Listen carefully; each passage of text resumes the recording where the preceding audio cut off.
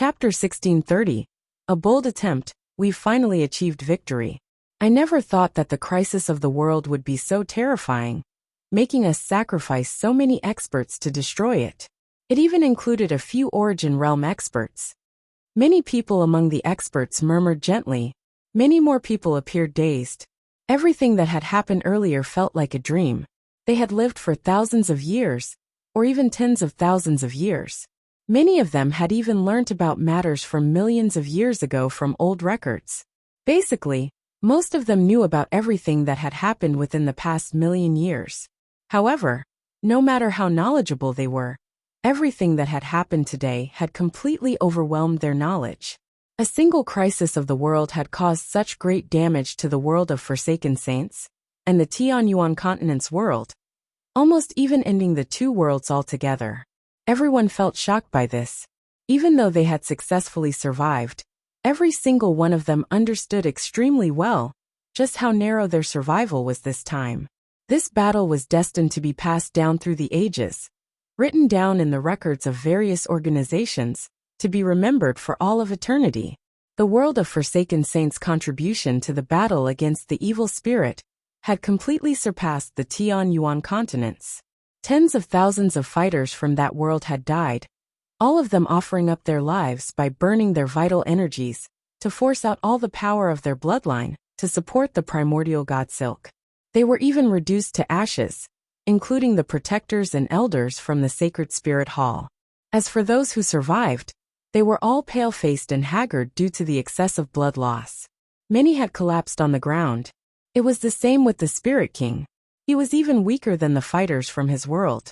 Not only was he the one who lost the most essence blood, but he still suffered from the intense backlash of forcefully using the second move of a will that splits the heavens in the battle against the evil spirit. In the end, not only did his vitality weaken, but he even sustained heavy wounds. His injuries were more severe than anyone else on the battlefield. Jianchen also suffered very heavy injuries, and was sometimes even more injured than the Spirit King. However, he possessed the chaotic body, coupled with the origin energy of Radiant Saint Force. He was basically healing at all times, so his wounds never took a turn for the worse. Instead, he had mostly recovered already, now that the crisis of the world has been averted, but the evil power caused by the crisis has not completely dispersed. How should we deal with this power? If we leave the power in the sky, it'll make people uneasy, the Spirit King said with a deep voice as he stared at the sky. However, he could not hide his current frailty. Jianchen looked over as the Spirit King spoke. The blood-red clouds in the sky remained thick like a huge red carpet that blanketed the entire world. It dyed the entire world blood-red, and even the scorching sunlight could not penetrate its shroud. Jianchen frowned at the sight of this. Even though the primordial god Silk had dispersed a third of the evil spirit's power, whatever remained was still extremely tremendous to Jianchen and the Spirit King. It completely exceeded their own strength. However, as the evil power was unable to be controlled, the tremendous power posed minimal risk, or even no risk at all. However, completely destroying the remaining evil power would not be an easy feat for Jianchen and the Spirit King. Senior Adriana, can you assist us in completely destroying this evil power left behind by the crisis of the world? Jianchen sent a request for assistance towards the territory of the elves on the Wasteland continent. The power of his primordial god Silk had basically run out, so it would not be realistic for him to try to use the primordial god Silk to purify the evil power. At the same time, many of the fighters from the world of Forsaken Saints would suffer from extremely severe aftereffects from bloodletting so much and replenishing it time and time again. Obviously, he could not use the same method as before. After all, the evil spirit was destroyed now. The remaining evil power did not pose a great threat at all. I can only offer up 30% of my life force to assist you. Right now, only half of that 30% remains, which is not enough to destroy this power. However, I can use that life force to push the evil power into outer space, but I'll need your cooperation to do that. Adriana's voice rang out in Jianchen's head. Her voice also possessed a certain sense of weakness. Clearly, losing 30% of her life force was a huge loss to her as well. Then I'll be troubling Senior, Jianchen thanked gratefully. As long as the evil power was pushed into outer space, he would have time to slowly deal with it. I wonder if my chaotic body can absorb this evil power. If I can, this tremendously terrifying power will make my chaotic body. Jianchen's eyes shone, and he immediately became rather interested. Soon afterwards, Jianchen and the Spirit King worked with Adriana to seal up the evil power with their absolute strength and slowly push it into outer space. By then, only around a tenth of the life force that Adriana had offered up remained. Your injuries are heavy. If you don't deal with them properly, you'll suffer permanent aftereffects in the future. It'll affect your future cultivation. I'll gift my remaining life force to you, so you can heal. Just treat it as an act of kindness from me. However, I'm helpless towards the injuries of your soul. Adriana's voice rang out in the Spirit King's head. Shortly afterwards, her remaining life force turned into a tremendous energy that poured into the Spirit King's body. At that moment, the Spirit King became enveloped in green light. He healed at an unbelievable rate under the green light, and even the weakness in his expression rapidly vanished. In just a few seconds, the Spirit King returned to his state prior to his severe injuries. He healed so quickly that it had completely surpassed Jianchen's combination of chaotic body and radiant Saint Force origin energy. After all, this was the life force of a God King. Even though it was not a lot, it was extremely terrifying. It could not be compared with Class 9, radiant Saint Force origin energy. Thank you, Senior. I, Shen Jian, will never forget your kindness. If I get the chance in the future, I will definitely repay this kindness. The Spirit King clasped his hands in Adriana's direction. Not only had Adriana's gift of life force made him recover from his wounds, but the remaining part had fused with his cultivation, becoming his own power. As a result, his strength advanced by quite a lot once more. If it were not for the limited laws of this world, he could step into godhood at any time. Now that the blood-red cloud that loomed over the world was gone, the radiant sun illuminated the ground once more. Jianshan entered the cloud of evil power all by himself, and attempted to absorb the power to see if he could do so or not. He wanted to refine the evil spirit's power into his own chaotic force. He did not take part in dealing with the aftermath on the Tianyuan continent. There was no need for him to worry about this either. The four races all had their leaders, and even the humans had Yang Lai Guihai Dao, Feng Xiaotian, Houston, and so on. Chapter 1631. Refining the cloud. As soon as Jianshan entered the blood-red cloud, he felt a tremendous pressure crush in from all directions, as if mountains were pressed up against him. His body suddenly sank, and his movement speed became greatly affected. At the same time, a presence filled with evilness entered Jianshan's head, affecting its soul. He felt like he had begun to hallucinate. Jianshan's eyes narrowed, and the light in his eyes flickered. He concentrated and suppressed the hallucinations that the evil power triggered. Then the twin swords hovered above him and shone with azure and violet light, forming a screen around him. Chaotic force filled every inch of his body at that moment as well, working with the twin swords to keep out the pressure from the cloud. After all, the blood-red cloud had power equivalent to the evil spirit at its peak condition. Even though the powers of the primordial god Silk had purified a third of it, the remaining portion was still far greater than Jianshan. If the consciousness of the evil spirit were still present, Jianshan and the Spirit King would not be his opponent, even if he could only control the remaining two-thirds of the power. Even though the evil spirit had been destroyed now, the blood-red cloud still pressured Jianshan to a certain degree. Jianshan did not approach the center of the cloud. Instead, he stopped in the outskirts after traveling 100 meters in. He sat down there sternly. Even though he knew the evil spirit had been destroyed, Jianshan still did not dare to be careless in the blood-red cloud, because the cloud's power was just too great. It had surpassed deity. He even wondered if gods could control powers as great as the cloud. Jianshan sat in the blood-red cloud. He sucked in a deep breath and slowly closed his eyes. He began to absorb the power in the cloud carefully.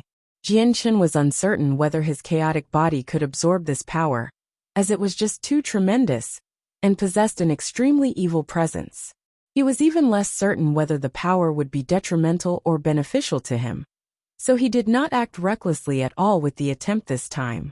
He only absorbed a tiny sliver of the power that was about the size of a needle. Jian Chen's body began to quiver violently when he absorbed the tiny sliver, before he could even get to refining it. As soon as the power entered his body, it erupted with an extremely great might like gunpowder. The terrifying shockwaves almost severed all of Jian Chen's meridians. The sliver of power was just too great, to the point where Jian Chen almost failed to endure it with his 8th-layer chaotic body. Not to mention that he had only absorbed a needle-size amount of that power. If he had absorbed more than that in one go, he would become severely injured to the extreme. Jian Chen gritted his teeth and endured the excruciating pain silently. Every time his chaotic body progressed to a new layer, he would have to undergo the pain of refining his body. It would be torturous every time, so the pain from this tiny sliver of power could not be compared to it. It was nothing for Jian Chen to endure such pain. Chaotic force surged within Jian Chen's chaotic Niden. It produced strands of chaotic force as Jian Chen practiced his cultivation method, devoting himself to refining the sliver of power. Even though the power from the cloud was powerful, he was only refining a tiny sliver of it. Jian Chen refined it in just a short while. Jian Chen did not beam in joy at all after refining the sliver of power. Instead, he frowned. He opened his eyes slowly and murmured, "This sliver of energy has actually been refined to nothingness. It has brought me no benefits. Is it impossible to refine the power within the cloud?" That's impossible. Chaotic force is a power of the highest level in the entire universe. Aside from Xianhuang Qi, there is no power that can rival chaotic force. Even Yin Qi and Yang Qi originate from chaotic force. Although my chaotic force is nowhere near true chaotic force, it should still exhibit some of the characteristics of true chaotic force. Although the power of the cloud is greater than the 8th-layer chaotic force I possess right now, it's still a power without an owner. Logically speaking, there should be quite a high chance of me successfully absorbing and refining this power. Jian Chen quickly overthrew the thought that the chaotic body was unable to refine the power of the cloud. According to his understanding of chaotic force, it could absorb all energies and powers in the world. It was not classified amongst the 5 elements in the world. Of course, that was given that the power was within the range that his chaotic body could withstand. Jian Chen did not give up, and continued to absorb and refine the power of the cloud. He became even more confident that his chaotic body could absorb the power of the cloud after his thoughts earlier. He would never consider such action if the power of the cloud was still under the evil spirit's control. But the power had now become dead, unable to put up any resistance at all. That was enough for the possibility of refining the power for himself. With the progression of every layer, the energy required by the chaotic body would increase by several folds, making it an extremely power-hungry cultivation method. He had reached the 8th layer now, so the number of resources Jian Chen required to reach the 9th layer was simply unimaginable. The Tianyuan continent would never possess enough of what he needed.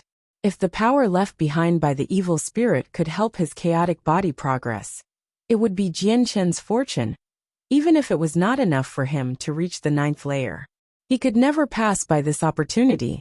Jian Chen also failed with his second attempt.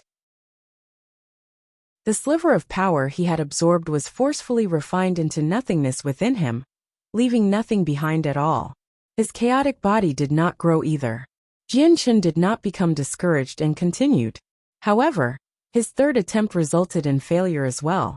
He failed the 4th time. He failed the 5th time.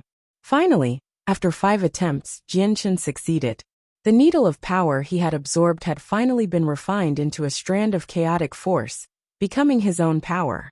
I understand now. It's impossible for every strand of the cloud's power to be refined into chaotic force, due to its special characteristics. I need to collect the essence, but the difficult part is that the essence can't be found so easily. Jian Chen's eyes shone. As long as he could refine the cloud's power into chaotic force, it was something worth celebrating over, even if it would take a long time. Even though he would fail many times during the refinement of the cloud's power, as long as he could refine a single strand of it, his chaotic force would grow slightly. The increase would not be drastic, but it would be equivalent to years, or even decades of absorbing the energy of the world. Chapter 1632. The Push for Territory. One Jianchun went mad afterwards. He completely devoted himself to cultivation. He wanted to increase his strength as much as possible now that a once-in-a-lifetime opportunity had presented itself before him. He paid no attention to the various matters the aftermath of the various battles caused. He sent a single message to his friends and family before entering seclusion, completely sealing himself off in the blood-red cloud. Only after receiving news that Jianchun had entered seclusion did the people of the two worlds begin to disperse. The people who left first were from the four races. Some of the severely injured people left first, returning to their clans to heal. However, there were also many fighters who had lost close friends and family who remained. They gazed at the battlefield sorrowfully as they struggled to dispel their pain. They remained there for quite some time. In the blink of an eye, a portion of the people had left. They all originated from the Tianyuan continent's world. The people from the world of Forsaken Saints all remained on the spot. None of them dared to leave without the Spirit King's orders. The Spirit King was the supreme ruler of the world of Forsaken Saints. If that world was an empire, he would be the emperor. They were different from the four races on the Tianyuan continent. Although each race possessed their own origin realm experts, they did not restrain the people of their race, granting them more freedom. I never thought Jianchun would actually choose to enter seclusion at a time like this. Are you really cultivating? Or are you escaping? The Spirit King murmured to himself nonchalantly as he gazed at the blood-red cloud in outer space. Whatever. Since you want to cultivate, then we'll wait until you emerge. I just happen to need some time to heal the wounds of my soul as well, thought the Spirit King.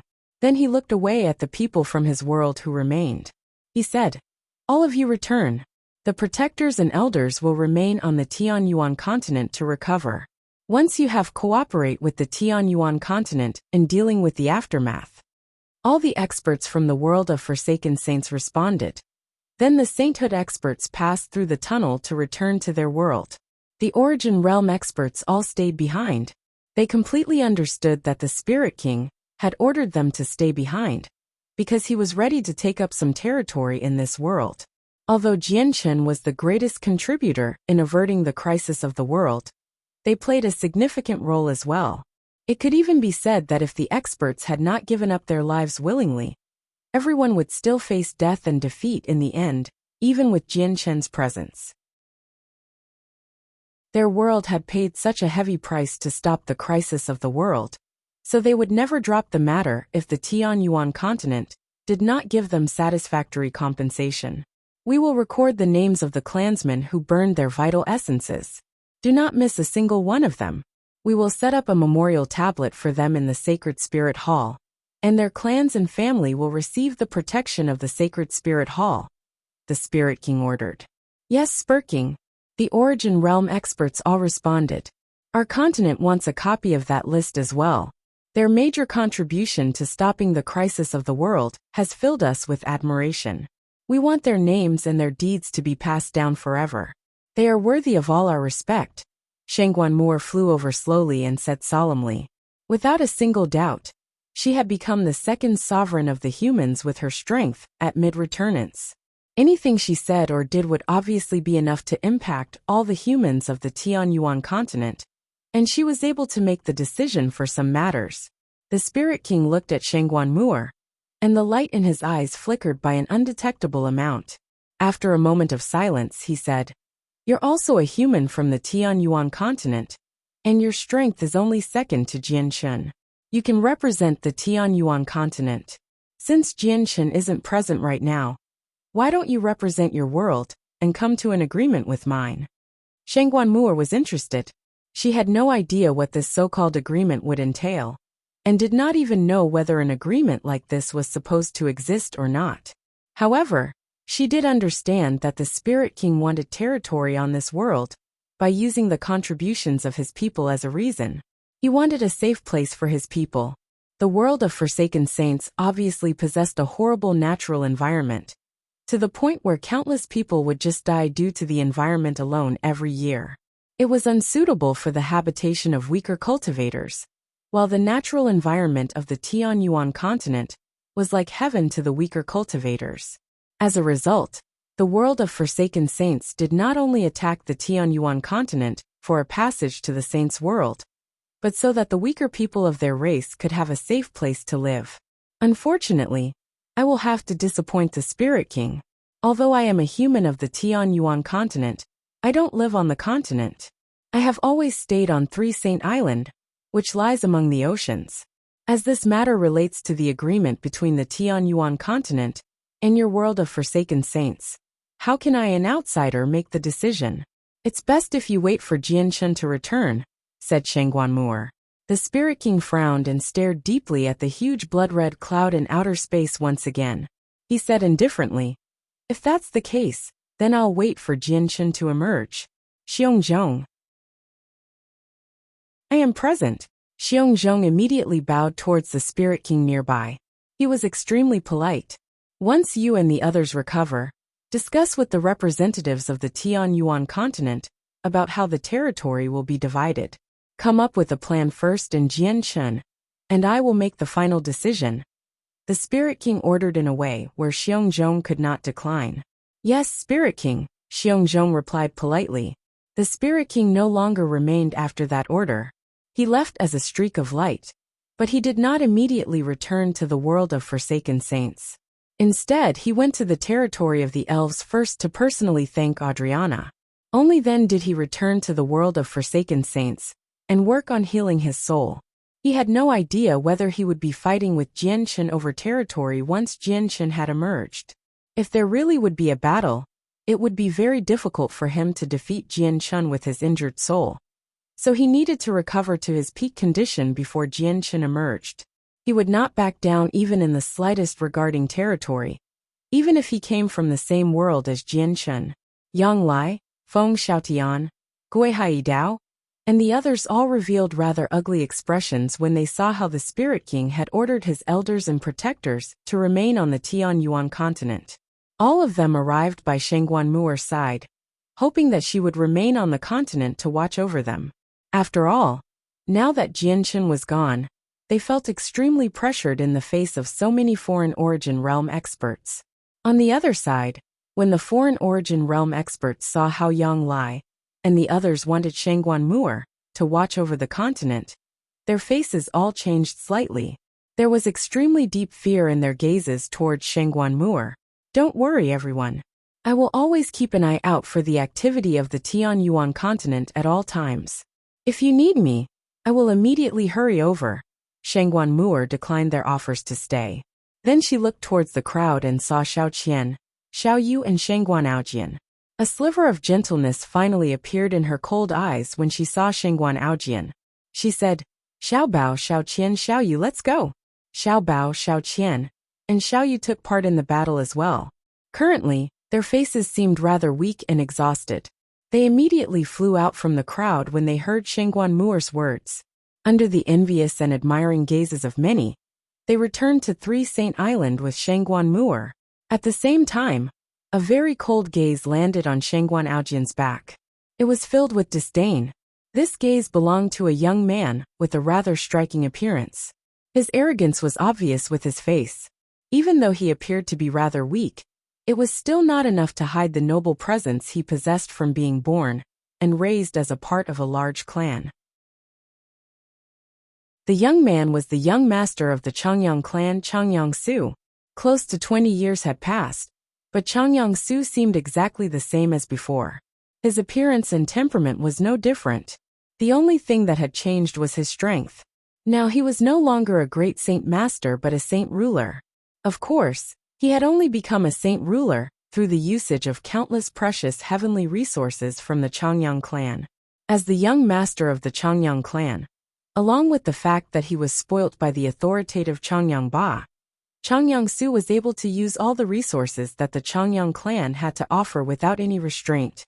He had received the personal guidance from many saint emperors, which was why he managed to reach saint ruler at such a young age. He was different from Shangguan Aojian. Shangguan Aojian always maintained a low profile and never tried to publicize himself. Although there were a few rumors about the young island master of Three Saint Island in recent years, the rumors vanished gradually as he maintained his low profile. On the other hand, Changyang Su came from a glorious clan and possessed a terrifying background. His status immediately skyrocketed after becoming the young master of the Changyang clan, drawing the attention of countless people across the continent.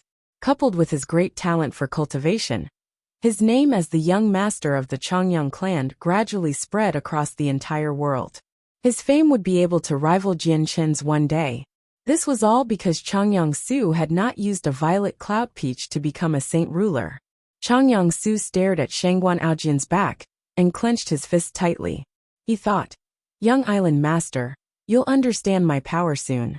You've just consumed a violet cloud peach from my uncle, that's all. Do you really think you can beat me with just that? Now that my uncle has returned, I'll have a violet cloud peach for myself very soon as well. And it'll be of the highest grade. I'll personally go to Three Saint Island to challenge you after I consume it. I will flatten you below my feet. I'll let you understand that the only reason why I was defeated by you all those years ago was because I had yet to consume a violet cloud peach as well." Changyang Su felt plenty of resentment towards Shangguan Aojian. Only he knew that he had always been stifled by the young island master, who was similar in age to him, despite how glorious he appeared to be before others. In the past years, he had challenged the young island master more than once, but every time, he would suffer a terrible defeat. Even after becoming a saint ruler, he still could not withstand a single punch from the young island master. Chapter 1633. The Push for Territory, 2. With Shangguan Mu'er's departure, the experts from the Sea Race and the 100 Races all left the Tian Yuan continent with the Sea Goddess and Tai Ta. They returned to their territories to recover strength. The battle earlier was fierce and close. Although they had achieved victory in the end, all the Origin Realm experts from both worlds were greatly exhausted. The elders and protectors from the world of Forsaken Saints were affected in particular. They had pushed their bodies beyond their limits to produce blood, so they had exhausted themselves far more than the Origin Realm experts from the world of the Tian Yuan continent.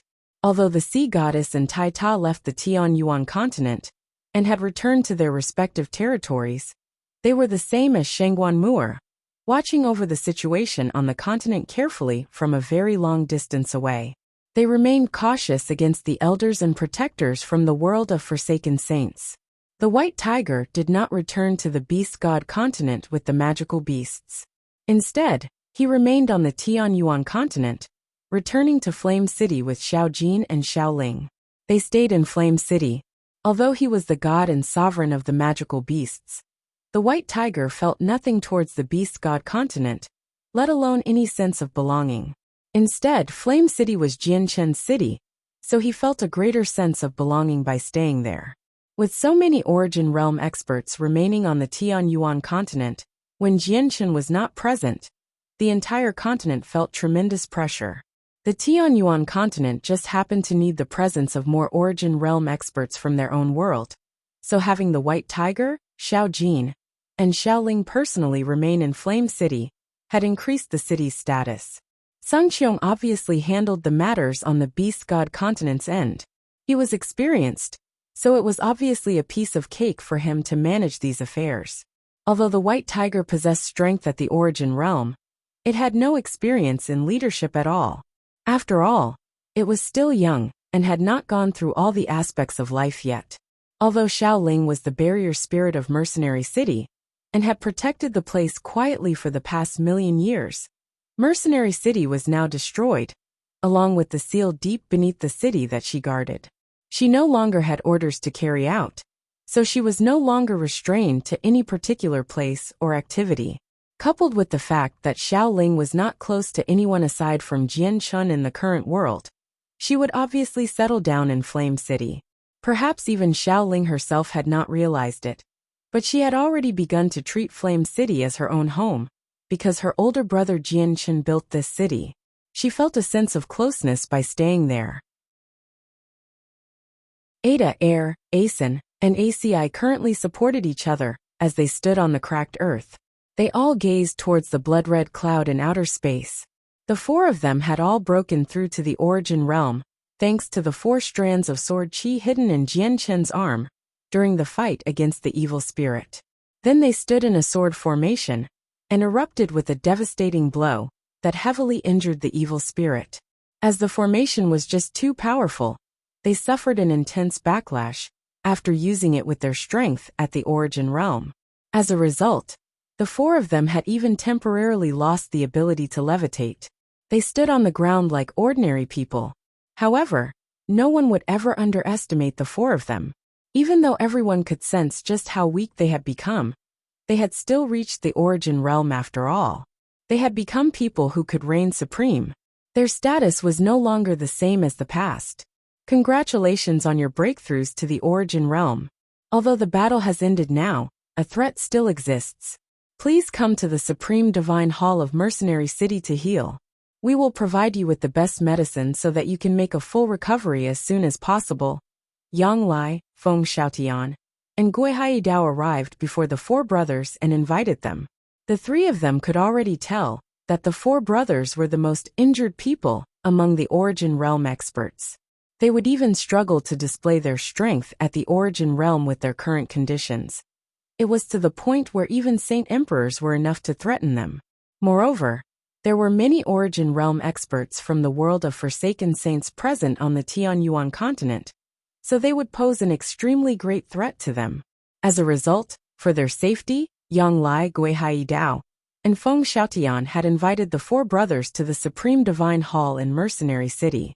In the current world, there was probably no place safer than the Supreme Divine Hall of Mercenary City apart from 3 Saint Island. Even Flame City was not safer.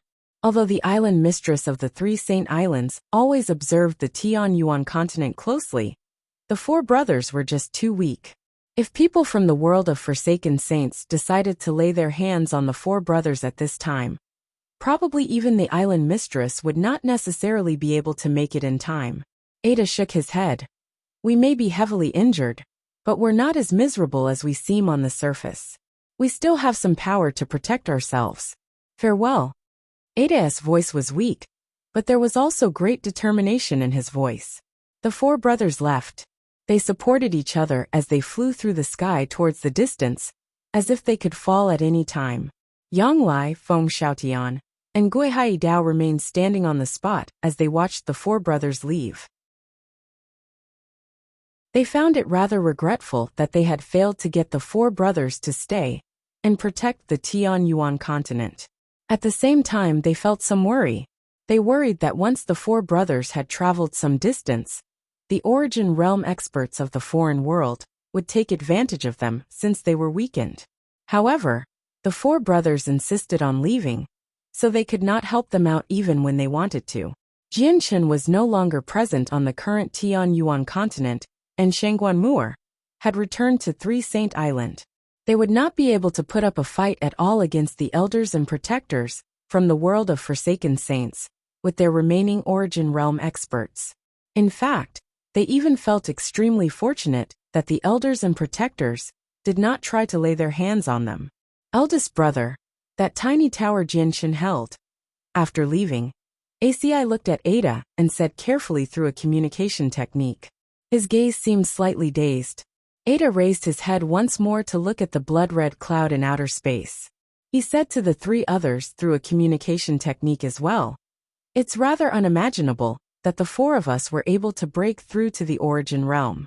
That foreign power clearly doesn't belong to us, yet it seems to come from the same origins as us, making it feel like it originally belonged to us.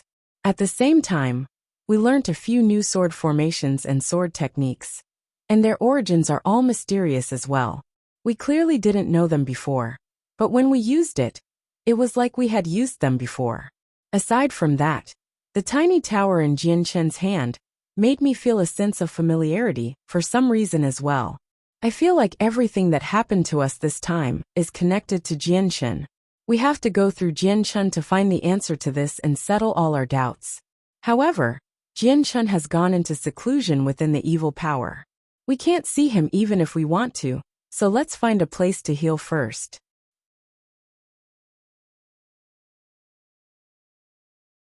Chapter 1634. The Push for Territory 3. Let's go with what eldest brother said. Let's find a place to go into seclusion and recover. I've also gained some foreign information in my head, after breaking through, and need some time to digest it. All the Origin Realm experts from the world of Forsaken Saints gathered together. None of them had left. All the Origin Realm experts from the world of the Tianyuan continent were cautious of them at all time. And they were no different. They were cautious about Shangguan Mu'er attacking them secretly at all times. All of them had personally experienced Shangguan Mu'er's immense power on the tip of the world mountains. They were in their peak conditions back then, and possessed 2 early reciprocity experts by their sides. But they only managed to become locked in a stalemate against her. Now that Ouyang Yangwen was gone, and a few of the elders and protectors were dead, their strength had decreased drastically. If Shangguan Mu'er attacked them at a time like this, they had no doubt that she would be able to heavily injure all of them with ease. All of them felt like they were skating on thin ice by staying on the Tianyuan continent with the hidden threat of Shangguan Mu'er. They would be doomed if they were just slightly careless. Let's go as well. We cannot become separated during this time at all to prevent unforeseen accidents. I'll take care of the god-slaying formation. As soon as Shangguan Mu'er comes for us, we can use it against her, Xiongzhong said to the elders and protectors behind him through a communication technique. He was stern. The elders and protectors nodded sternly as well. Now that the Spirit King was gone, they felt a strong sense of danger. Although they knew that both Jian Chun and Shangguan Mu'er would never lay their hands on them with their contributions to averting the crisis, they could not help but remain wary. The thought of attacking and killing a few Origin Realm experts of the Tianyuan continent had crossed their minds as it would benefit them during the upcoming discussion. However, they dismissed it without any hesitation as soon as they thought of the idea. The Origin Realm experts in this world would pose no threat towards them. If Shangguan Mu'er did not exist, they really might have considered doing something like that. The Spirit King could obviously handle Jianshin. However, Shangguan Mu'er's existence prevented them from acting recklessly in this world. Some of them had even begun to believe that in the next few days, they would be extremely fortunate if Shangguan Mu'er did not decide to attack them. The aftermath was dealt with in an orderly fashion, while the ruined continent gradually recovered its peace. The various organizations and experts on the Tianyuan continent all went quiet with the peace after the battle as well. They had participated in the battle against the foreign world, and then they had taken part in the battle against the crisis of the world. They had been heavily injured long ago. Even the 10 protector clans that had existed for 1,000,000 years on the Tianyuan continent gradually began to decline. Along with the losses from battle, the balance of the Tianyuan continent changed as well. The 10 protectors' clans had all declined to a state that was never seen before. Aside from the Chongyang clan, Pure Heart Pavilion, and Tyrant Blade School that remained influential, the 7 other protector clans had almost died out completely. They had lost all their Saint Kings and Saint Emperors. A protector clan without any of them was not even as great as a few ancient clans. Some of the more powerful ancient clans even showed signs of replacing these weakened clans as protector clans. The peaceful continent had basically returned to the age where Saint Ruler and Saint Kings hid from view. The crisis of the world had been averted, and the problems the Yinyang Saint Rock caused had been completely resolved. Without the effects of the rock, the laws of the world gradually approached completion, making cultivation even easier than the past. Even the origin energy that had disappeared for countless years began to appear again, making it much easier for cultivators to break through among sainthood. It even gave Saint Emperors the hope of reaching the Origin Realm. As a result, many sainthood experts chose to enter seclusion at this time. As they recovered their strength, they attempted to increase their absolute powers as well. The only thing that remained the same was the weaker mortal realm cultivators. For survival, or for cultivation resources and methods, they continued to throw themselves at magical beasts or other humans. They fought hard and devoted themselves just for a better tomorrow. In the blink of an eye, 3 years passed by peacefully. Huge stone tablets were erected in many cities across the continent. A mysterious power protected every single tablet, making them so tough that even saint emperors were unable to destroy them. Various foreign names were carved on one side of the tablets, while the other side explained that the sacrifice the owners of the names had undergone to stop the crisis of the world. Their bravery inspired the admiration of many. In those 3 years, rainbow clouds constantly blanketed the skies above the Tianyuan continent, Beast God continent, and Wasteland continent. Many people broke through during that time, either to Saint Ruler, Saint King, or Saint Emperor. However, there were still no people who stepped into the origin realm. Due to the sea goddess barrier, rainbow clouds did not appear in the depths of the sea, in the sea realm.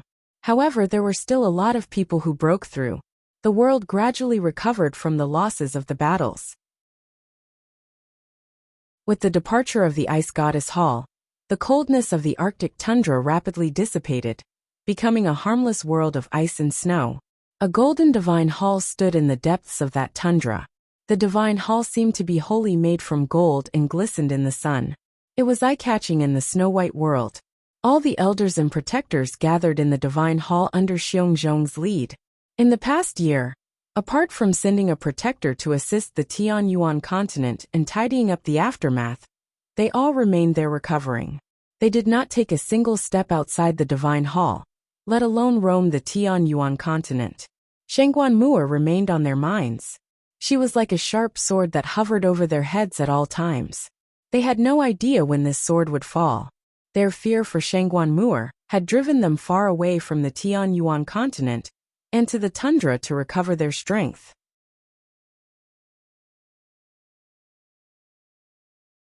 Chapter 1635. The Push for Territory 4.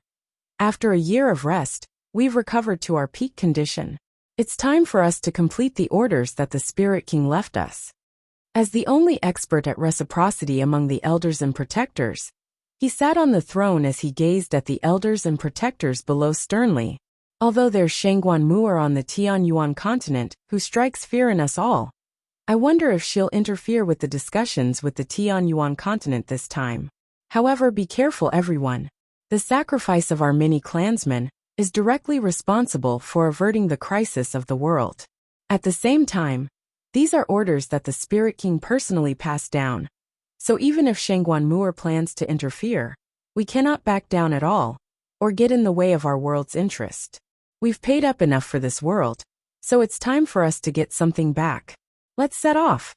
Xiongzhong said with a heavy voice.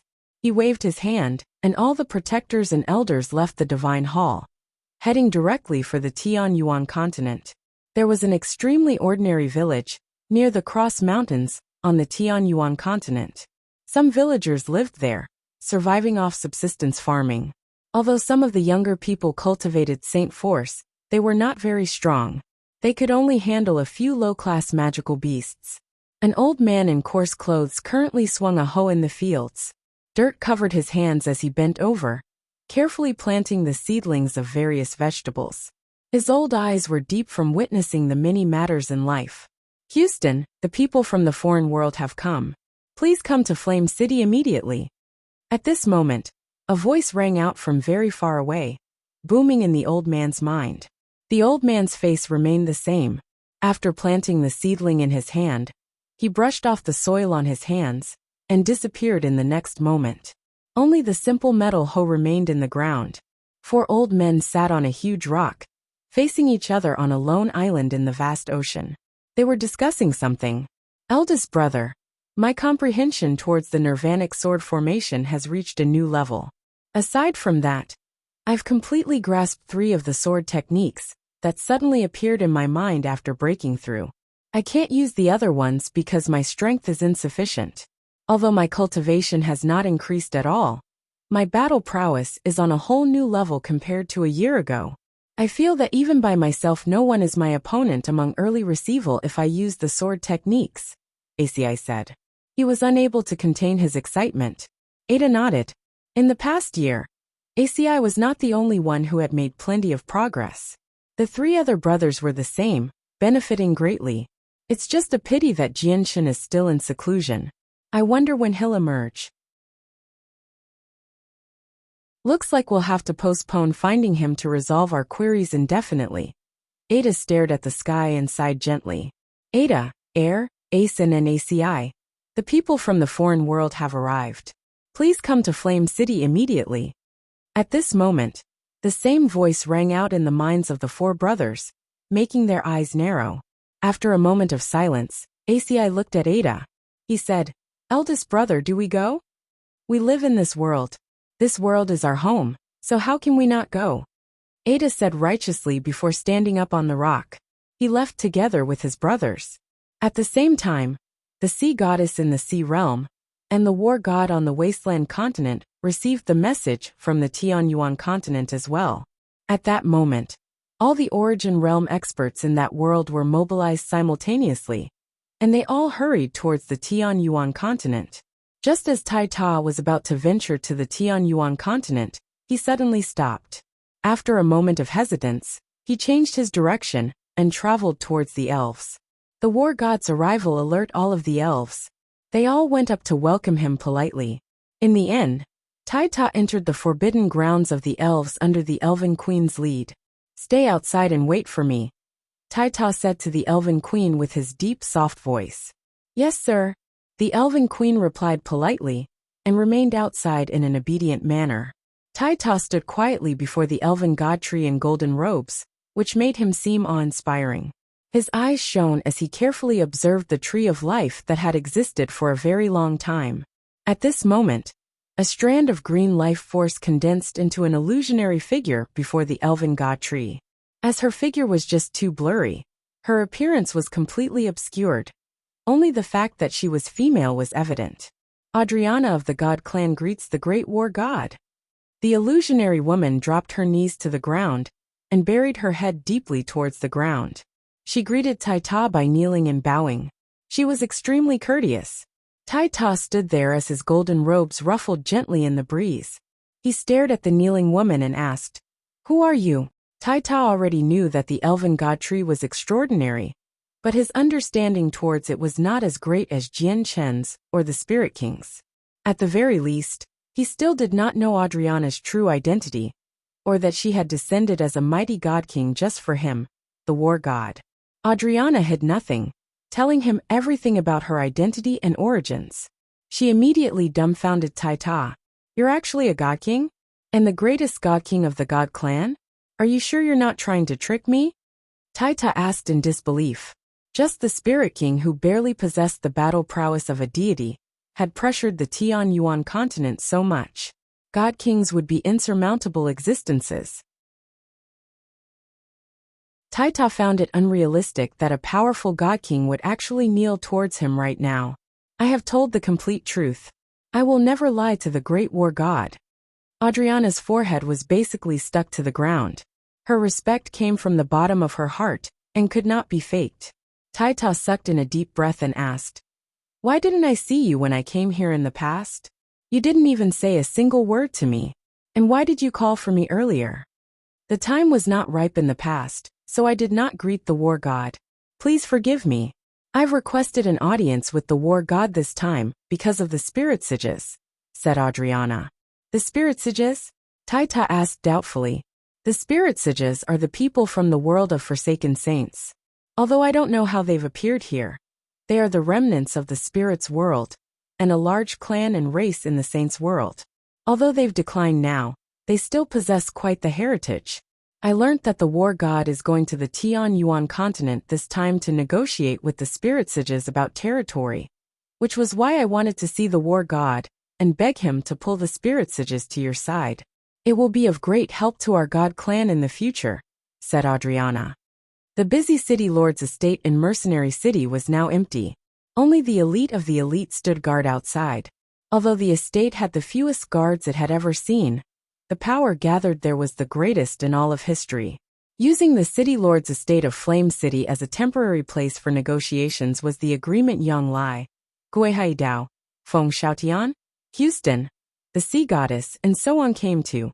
Not only did they want to ensure their safety during the negotiations this time, but they wanted to strike fear in the origin realm experts from the foreign world during the process as well.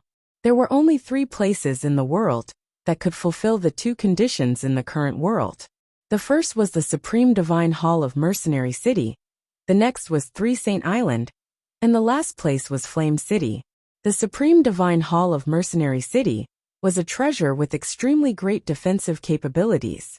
If they were to hold the negotiations there, the origin realm experts from the world of Forsaken Saints would not be allowed to enter. As for 3 Saint Island, Yang Lai and the others had no confidence in persuading Shangguan Mu'er, so they could only set Flame City as the location. After all, the city's background was exceedingly shocking, even though it only appeared to be an ordinary city in the eyes of the origin realm experts. Jianchen personally founded it, and Jianchen was its city lord. The city lord's estate was Jianchen's estate in name. Coupled with Jianchen's current strength, Flame City was no longer so ordinary. Even when the origin realm experts of the foreign world entered there, they needed to be obedient and could not act recklessly.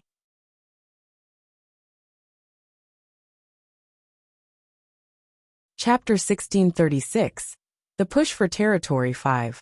With Xiongzhong at the lead, close to 20 origin realm experts from the foreign world gathered in the city lord's estate. Only a portion of the people that had remained in this world came to city lord's estate of Flame City for negotiations. There were around a dozen more origin realm experts that remained outside the estate. If the negotiations went south, and they began fighting, these people could provide support. Yang Lai, Feng Xiaotian, Gui Haidao, Houston, Xiaojin, Xiaoling the White Tiger Tai Ta, the Sea Goddess, and the 4 brothers had all arrived for the Tianyuan continent's side. Aside from Jianchen and Shangguan Mu'er, all the origin realm experts among the 4 races had gathered here. Everyone understood that the world of Forsaken Saints did not only want a part of the Tianyuan continent's territory, they wanted territories from the 3 other races as well. So representatives of the 100 races, magical beasts, and sea race were all present for negotiations.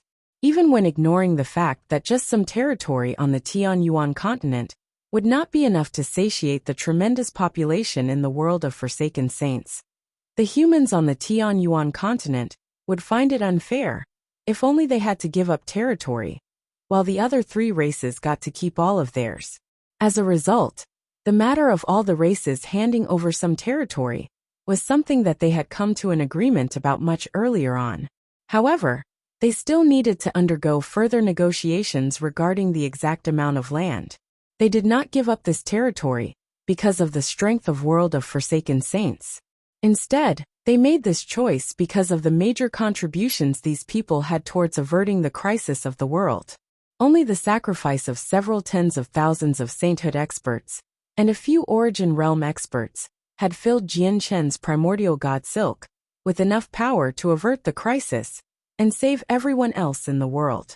The origin realm experts of both worlds sat opposite each other in the city lord's estate. They were all stern. Hatred had been accumulated due to the invasion of the world of Forsaken Saints in the past. So the 2 sides did not say too much to each other when meeting this time. The atmosphere in the estate became rather suffocating. Xiongzhong glanced across the origin realm experts that represented the Tianyuan continent's world. When he discovered that Shangguan Mu'er was not present, he could not help but feel relieved. After a moment of deliberation, he spoke first. "May I ask if all your people have arrived? Can we start the negotiations?" Aside from Xiaojin and Xiaoling, who observed the foreign experts in interest, the other people all glanced at each other seriously. The status of origin realm experts in the Tianyuan continent's world was rather different from the origin realm experts from the world of Forsaken Saints. The entire foreign world seemed like a tremendous empire, while the Spirit King was their emperor and absolute ruler. The other origin realm experts were elders or protectors. If the Spirit King was not present, Xiongzhong, the only other person who had reached reciprocity, would become their leader. On the other hand, all the origin realm experts were revered among the 4 races. Even though the difference in their strength was drastic, they all shared similar statuses. None of them had the authority to order the others around.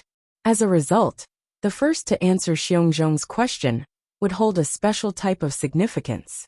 In the negotiations between the two worlds, the representative would naturally speak out first. Gradually, more and more gazes gathered on Tai Ta.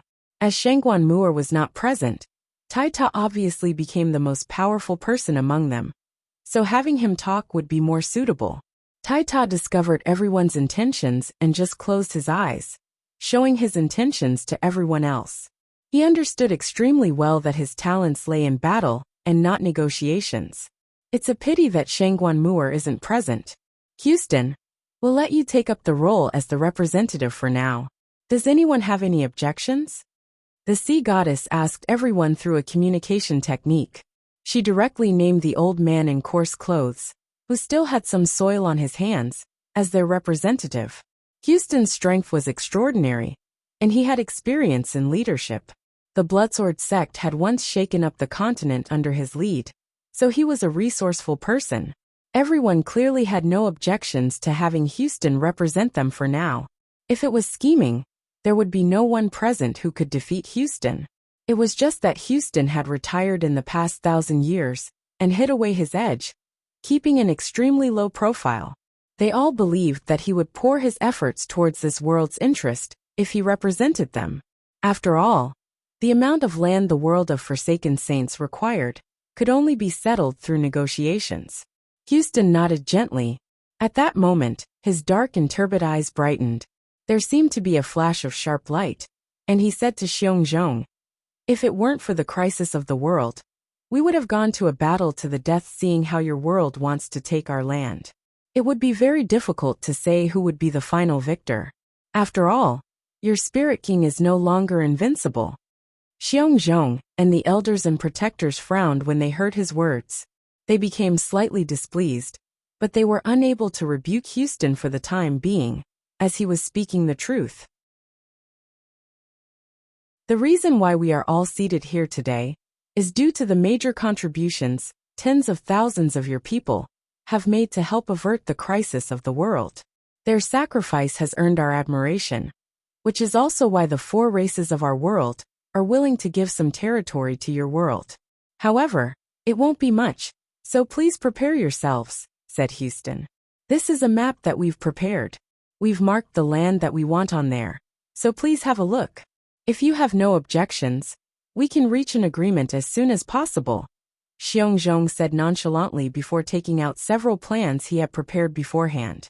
He controlled these plans, floating them gently before the Origin Realm experts of the 4 races. When the Origin Realm experts unfurled the plans, they all frowned aside from Tai Ta, Xiaojin, Xiaoling, and the 4 brothers. Xiongzhong had actually requested for half of the territory that each race possessed. What a coincidence! We just happen to have prepared plans as well, which has the land that we are willing to gift your world marked on it. Please have a look as well, said Houston before passing a plan to Xiongzhong. They had prepared many versions of the plan, and each version was only created after reaching an agreement with all the Origin Realm experts of the 4 races. The land divided on the plan was different in each version as well.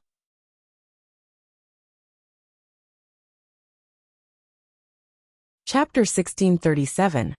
Hopes of reaching the 9th layer. Xiongzhong accepted the plan and unfurled it slowly. The plan was inscribed on the hide of a high-class magical beast, clearly depicting all the geographical features. This included all the land that the 4 races inhabited. As expected, there were a few red circles in a few places on the map, and every circle would take up a tiny part of the 4 races' land. Xiongzhong immediately frowned when he saw the tiny red circles. His expression became rather ugly. Then he passed it to the elders and protectors around him for them to have a look as well. Without any exceptions, all of the people who saw the plan frowned in displeasure. The contribution of our world to averting the crisis is only second to your sovereign Jianchen. It's even enough to rival his contributions. After all, if it were not for the tens of thousands of sacrifices from our people, you would have nothing and end up all dead, even with Jianchen's presence. We saved your world, and the countless lives of your world. With such contributions, you're not even willing to give us a little land? Aren't you going overboard? Xiongzhong said gruffly. He understood inside that the Tianyuan continent no longer feared their world of forsaken saints. Under such circumstances, the only method to gain some territory besides war was negotiations. They only needed to hold negotiations once. After they consented, it would be very difficult to change the agreement. As a result, Xiongzhong and all the elders and protectors stationed in this world had made up their minds about this negotiation. They needed to push for as many benefits as they could for their own world, given that they maintained peace, as this would have a significant effect on their world's future. Houston coughed gently in response to Xiongzhong. He said, "Indeed, your world has made major contributions to averting the crisis, but there's one thing that you're wrong about. The crisis of the world doesn't only affect our world, but your world of forsaken saints as well. Our world functioned as the front line. So once our world gave way, your world could not escape either. Our two worlds basically shared the same fate. If one survived, so did the other, but if one fell, so would the other. As a result, I hope you don't think that you're heroes that saved our world, because you were saving your own world as well," Houston said steadily. The protectors and elders all became rather ugly when they heard his words. Houston's explanation seemed to have stripped them of all their achievements against the crisis of the world. Before the people from the foreign world could say anything in response, Houston continued, "In reality, it doesn't matter what kind of contribution your world has towards eliminating the crisis of the world.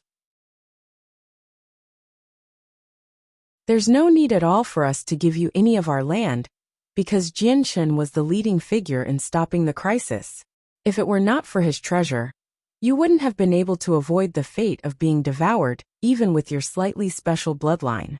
The reason why we agreed to give you some land was just to complete the final wishes of the people who laid down their lives, so that they can rest easy in the afterlife." The two sides argued intensely over the matter of land. Both of them stated their reasons and no one gave in. Fortunately, both sides felt some fear for each other, which was why everyone purposefully controlled themselves despite the intense discussion. They did not end up fighting. The Tianyuan continent side feared the number of origin realm experts the foreign world possessed, as well as Xiongzhong who had reached reciprocity. The protectors and elders from the world of forsaken saints feared Shangguan Muir. Although she was not present and Three Saint Island was extremely far away from Flame City, her strength had reached the point that traversing such a distance would only take a single step. Very soon, the first day of negotiations came to a close. Neither side made any progress. The side of the Tianyuan continent wanted to cling on to whatever territory they could, refusing to budge, even if it was just slightly more than what they had initially proposed. Meanwhile, the protectors and elders from the world of forsaken saints wanted enough land that would make them satisfied at the very least. So the two sides were obviously unable to come to an agreement. The Arctic tundra in the north did not belong to the Tianyuan continent, and it was distant from Three Saint Island. A golden divine hall currently stood there silently, and all the protectors and elders from the world of forsaken saints had gathered in there. This world is going too far. We've made such great contributions to stopping the crisis, yet they've described it as nothing. Even for territory, they're only willing to let up that tiny portion. It's far from enough considering how large our population is, a protector said furiously. Everyone in the hall fell silent. Their expressions were all very ugly. After the negotiations from the first day, they all understood the Tianyuan continent's attitude towards the matter. It would clearly be difficult for them to obtain a substantial amount of land. It's a pity that the Spirit King isn't here, which was why we were so hesitant during the negotiations and afraid of offending this world by going too far. Even if we ignore Shangguan Muir who is spying on us secretly, there's the even more terrifying Jianshen above our heads. He's no weaker than the Spirit King, so if he just happens to break through, an elder said grimly. His face became rather pale as he reached the end of those words. Xiongzhong sighed gently. That's true. Jianshen is in secluded cultivation, but who knows when he'll emerge. If he does actually break through and decides to turn on us, none of us will be able to make it back to our world alive. Let's postpone the negotiations for now, and wait until the Spirit King returns. The origin realm experts of the 4 races remained in Flame City. After the first day of negotiations, they gathered together once again, except for Xiao Jin, Xiao Ling, and the 4 brothers, who did not care about the matter regarding land at all. They left as soon as the negotiations had concluded. The world of Forsaken Saints has quite the appetite. The land they want is just too much. How can we let up so much land so easily? After all, they're not a part of our world, Gui Haidao said gruffly. The negotiations regarding territory cannot be concluded in just a day or 2. In my opinion, we should let the matter be for now. Once Jianshan emerges from seclusion, let's ask for his opinion. After all, if it were not for the fact that Jianshan has the strength to keep the Spirit King at bay, we would not even have the right to negotiate, said the sea goddess. All right, let's postpone the matter for now. We'll wait for my great-grandson to emerge. After all, he has the most authority among all of us. Yang Lai chuckled. Whenever his great-grandson was mentioned, he would be unable to contain his pride. Yang Lai, you're acting like we don't know that Jianshan is your descendant. Don't get too cocky. Gui Haidao cursed jokingly. He too envied Yang Lai, as he had such an impressive descendant. A huge blood-red cloud remained in outer space without moving at all. Jianshan sat with his legs crossed inside, as the essence of the cloud's power gathered from all directions, permeating Jianshan's surroundings in the form of a red mist that was even darker in color. It entered his body through his pores and breath. After entering Jianshan's body, the red mist was rapidly converted into chaotic force. Jianshan was clearly much faster at refining the power than before. Jianshan's chaotic Niden was no longer as small as when he had just broken through to the 8th layer. As he rapidly absorbed the cloud's power, it grew slowly. Even though its growth was extremely gradual, any progress he made meant that he was even closer to reaching the 9th layer of the chaotic body. There might be hopes of me reaching the 9th layer of the chaotic body here. When I broke through to the 8th layer, my cultivation directly went from receival to early reciprocity, completely skipping past returnance. If my chaotic body reaches the 9th layer, I wonder what my cultivation will reach. Will it be peak reciprocity, or will I directly reach godhood? Jianshan thought as he was filled with anticipation. The 8th layer of the chaotic body bestowed the battle prowess of godhood on him. But that was only battle prowess. His personal level of cultivation remained at early reciprocity. However, if his cultivation level also progressed to godhood, just what level would his battle prowess reach? Whatever. I'll let the matter of territory negotiations between the 2 worlds be for now. I'll devote myself to increasing my strength here. Once I absorb all the essence of the cloud, or when my chaotic body reaches the 9th layer, I'll emerge from seclusion. The 2 sides currently fear each other anyway, and with Shangguan Mu'er watching over them, there's no need for me to worry, Jianshan thought. Although he was cultivating here, he still paid attention to the Tianyuan continent at all times. He only needed to expand his soul, and he would envelop the entire planet. He was extremely clear of what had happened during the negotiations. His soul had even extended into the Golden Divine Hall on the Arctic tundra, and he had clearly heard the words of Xiongzhong and the others.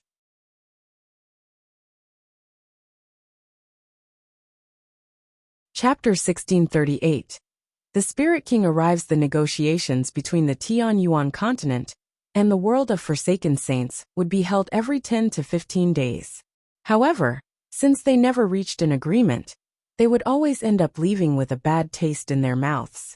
As the place where the 2 worlds held the negotiations, Flame City's fame boomed once more, skyrocketing to a point where not only did everyone on the Tianyuan continent know about it, its name had even spread across the vast expanse of the world of Forsaken Saints. The Origin Realm experts that belonged on the side of the Tianyuan continent had chosen Flame City because they feared the Origin Realm experts of the other world. They planned on using the prestige of the city to deter the Origin Realm experts from laying their hands on them during the negotiations. After all, even damaging a tiny portion of the city would be akin to directly offending Jianshan. At the same time, this precaution indirectly elevated the position of the Flame City. By now, There was no organization across the world that could rival its prestige, even though it was nowhere as expansive as the 7 capital cities of the continent. The current Flame City had reached the level of the Sacred Spirit Hall in the world of Forsaken Saints. It had reached a point where it could no longer be replaced. The heavenly enchantress sat on a large gray rock on the top of 3 Saint Island, exuding an otherworldly beauty. A simple zither was placed before her. As her slender fingers slowly swept across the strings, she played an enchanting music. The music seemed to have fused with nature, carrying a certain airiness. It could calm people and make them be at ease.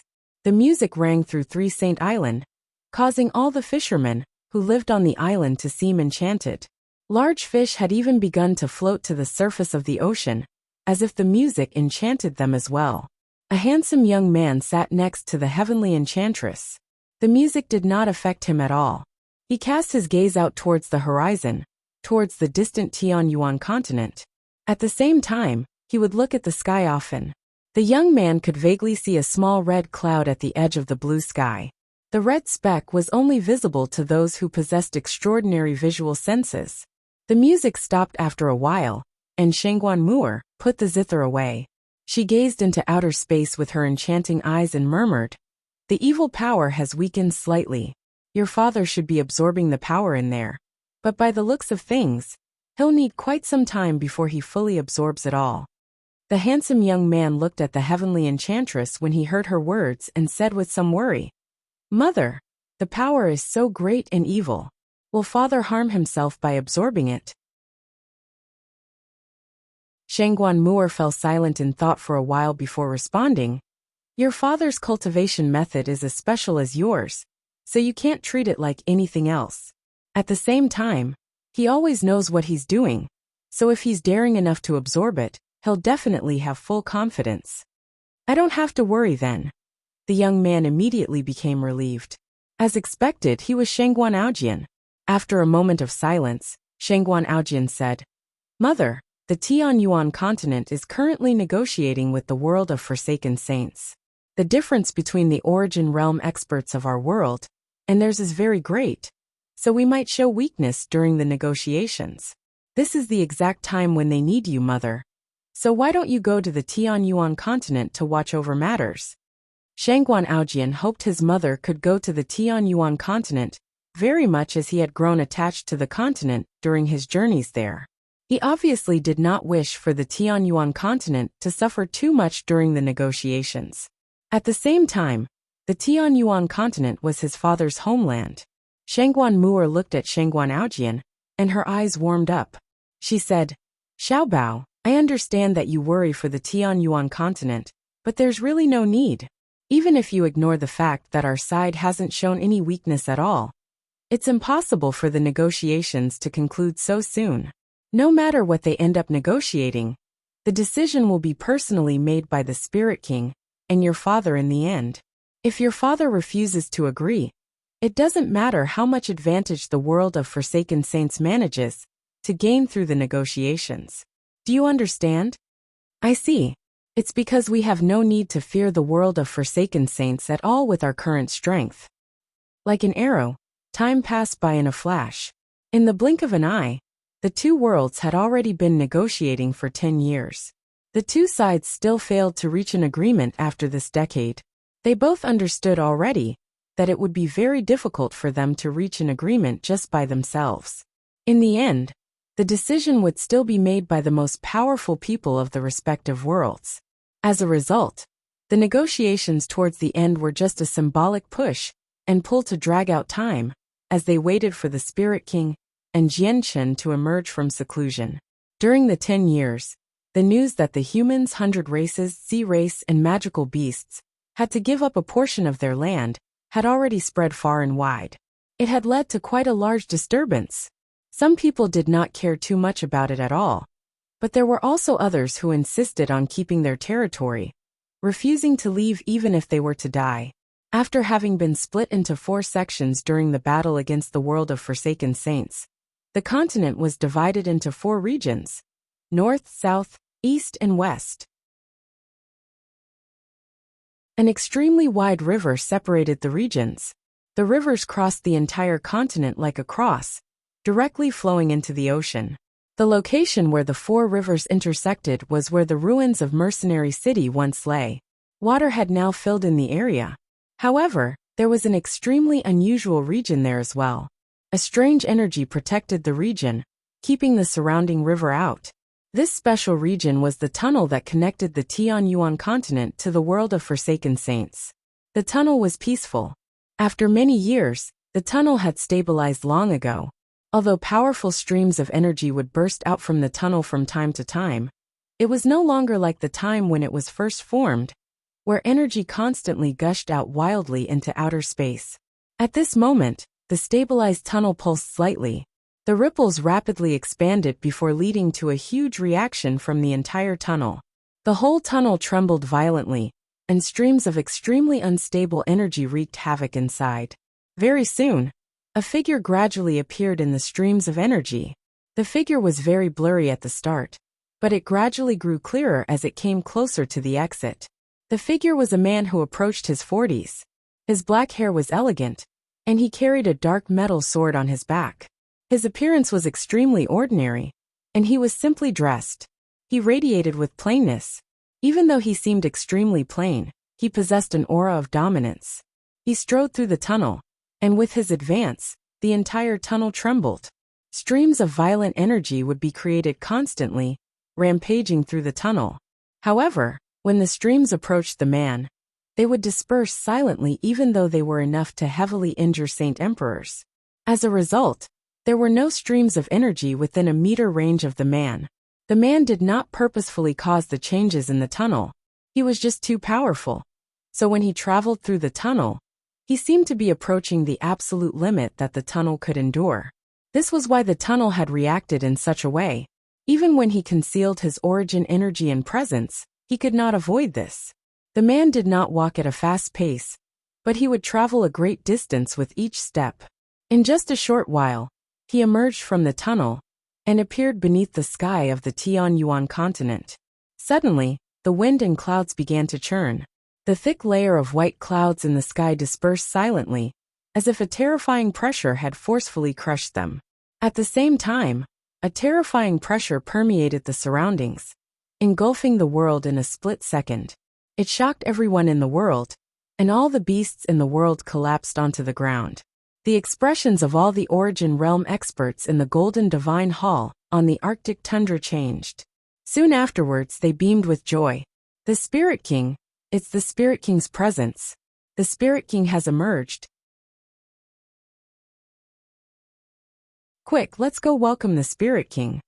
The Origin Realm experts of the world of Forsaken Saints collectively cried out in joy. They charged out of the Divine Hall as quickly as they could, and hurried off towards the tunnel. All of them felt extremely indignant in the years they spent in this world. They had to negotiate with the Origin Realm experts from the Tianyuan continent's world.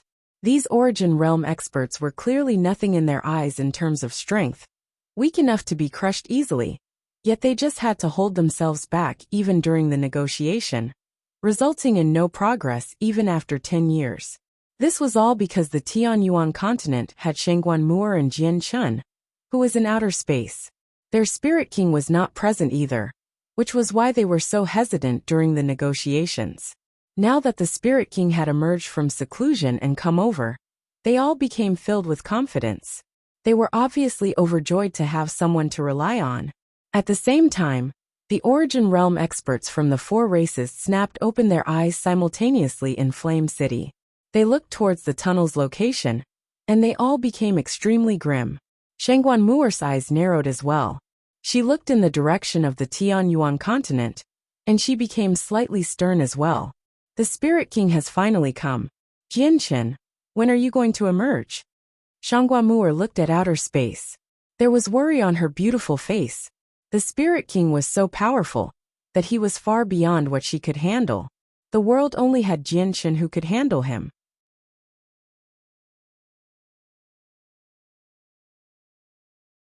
Chapter 1639. 10 years we welcome the Spirit King.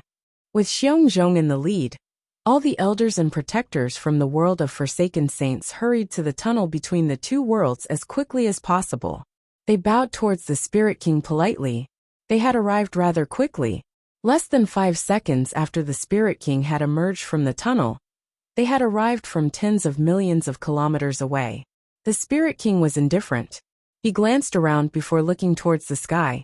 His gaze seemed to be able to pierce space, stabbing through the atmosphere as a sharp sword to look at the blood-red cloud that hovered in outer space silently. He frowned slightly. "Jian Chen, you still haven't emerged," the Spirit King murmured. His voice was rather deep. Then he looked toward Xiongzhong and asked emotionlessly, "Xiongzhong, how have the 10 years of negotiations gone?" Xiongzhong became bitter. "Spirit King, the people of this world continuously insisted on giving us a tiny part of their land, nowhere near the amount that we need. Coupled with the fact that Jian Chen's right over our heads and Shangguan Muer's on Three Saint Island, we've been fearful in the negotiations without your support. It was impossible for us to make a big deal against the people of this world, so we've made no actual progress in the past decade. If that's the case, let me go talk with the people of this world," the Spirit King said emotionlessly and slightly coldly. At this moment, the nearby space trembled slightly. All the Origin Realm experts of this world appeared at the same time. They faced the Spirit King very sternly. They all clasped their hands towards him after appearing. They had no choice but to come. At the very least, the region was desolate. It was better than the Spirit King personally visiting Flame City. "You've come at the perfect time. The negotiations that haven't progressed for 10 years can end today. Xiongzhong, show them the plans you've drawn up," said the Spirit King. "Yes, Spirit King." Xiongzhong replied courteously before tossing a paper scroll towards the Origin Realm experts from this world. "You big baddie." Xiaoling stared at the Spirit King viciously as she murmured to herself. Even though the Spirit King had once fought alongside the people of this world to avert the crisis of the world, Xiaoling still could not forget about the great demonic figure he had projected onto the barrier when he attacked the seal beneath Mercenary City. That sight had left her quite terrified back then. Xiongzhong's paper plan hovered quietly before the Origin Realm experts. They all revealed ugly expressions, and none of them reached for the scroll. "Spirit King, there's no need to be so urgent with this matter. Why don't we discuss it after Jianchen returns?" At this moment a beautiful voice rang out. Shangguan Muer had hurried over from Three Saint Island as well. She carried her simple zither as she stood in the air sternly. "I would naturally discuss with Jianchen if he was present. Since he's in seclusion, the matter of territory can be decided by you people. It's the same for me to be discussing with you," said the Spirit King. The Origin Realm experts that belonged to the 4 races showed rather ugly expressions. They did not possess the power to discuss anything with the Spirit King, let alone protect their own interests. The strong preying on the weak was the law of survival. If the Spirit King planned on going to war against them and acted mercilessly, the Spirit King could personally kill them if they displeased him during the negotiations. After all, the only person who could stand on level ground with the Spirit King was not present. If the Spirit King really wished to lay his hands on them, there would only be death. Even Shangguan Muer would not be able to avoid that fate. Just as the Origin Realm experts that belonged to the 4 races had no idea what to do, a voice suddenly rang out from outer space. "Shen Jian, why don't you wait for me to emerge from seclusion before settling the matter of territory? Your world has been in the same situation for countless years, so is there really a need to hurry?" "Jianchen, it's Jianchen." This is Jianchen's voice. Jianchen has finally spoken. He still cares about the Tianyuan continent. As Jianchen's voice rang out, all the Origin Realm experts from the 4 races beamed with joy. They became relieved as well.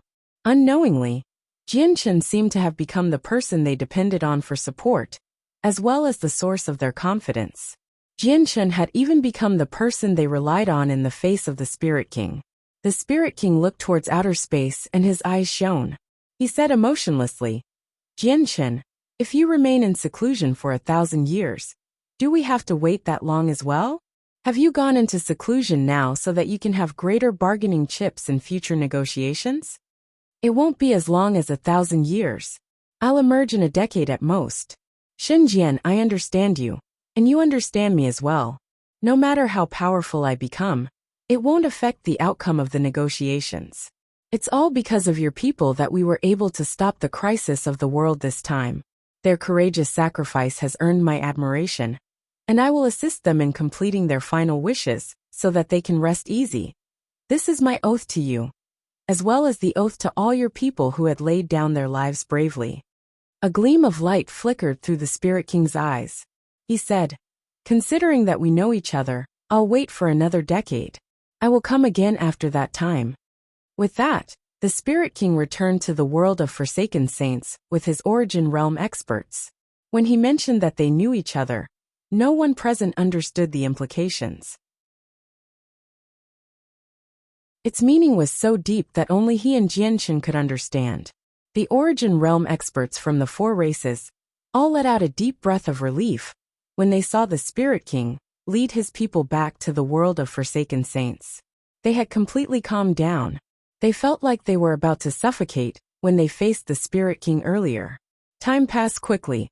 In the blink of an eye, 8 years had already passed since Jianshan and the Spirit King's 10-year agreement. It had been 18 years since Jianshan had entered seclusion. 18 years was quite a long time for ordinary people.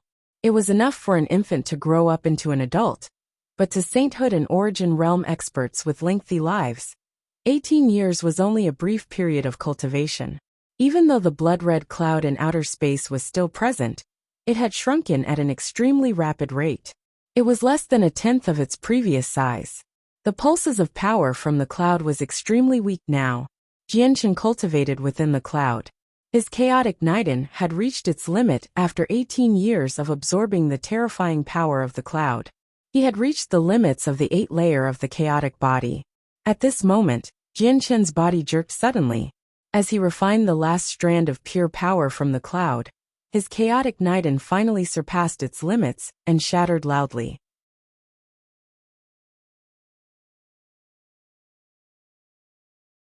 Chapter 1640. The 9th layer of the chaotic body. Jianshan suffered the pain of refining his body once again. It was the same experience, the same agony. This was the 9th time he had undergone this. From the 8 times before, he had accumulated plenty of experience already, so it was all smooth sailing for Jianshan this time. It was as easy as cake for him. As Jianshan's chaotic force gradually strengthened, he emitted a tremendous presence. It caused the entire blood-red cloud to churn wildly. At the same time, the presence expanded beyond the cloud, permeating the surrounding space. It squashed on the surrounding space, causing it to distort while the stars glimmered. The space a few dozen meters away from Jianshan had even cracked. Jianshan's presence caused all these cracks. His presence was so tremendous that it had surpassed early reciprocity long ago. It had surpassed mid-reciprocity, and even the presence of a late reciprocity expert would struggle to rival with it. It had surpassed the limits of the world long ago, yet his presence continued to climb. The disturbance Jianshan caused in outer space obviously could not escape the senses of the Origin Realm experts on the Tianyuan continent. At that moment, all of them raised their heads at the same time and looked towards outer space, towards the location of the blood-red cloud. What a terrifying presence! Has Jianshan broken through again after 18 years of seclusion? Tai Ta sighed in amazement as he cultivated in the War God Hall. With a flash, he disappeared from within the Divine Hall. Gui Hai Dao, Yang Lai, and Feng Xiaotian had gathered together on the Tianyuan continent. Gui Hai Dao stared at outer space with mixed feelings and said, Jianshan's strength was already extremely great, enough to fight the Spirit King who was akin to godhood. Now that he has actually broken through again, I really do wonder what shocking level his strength will reach. What terrifying talent, Feng Xiaotian murmured. He too smiled. He has actually broken through again.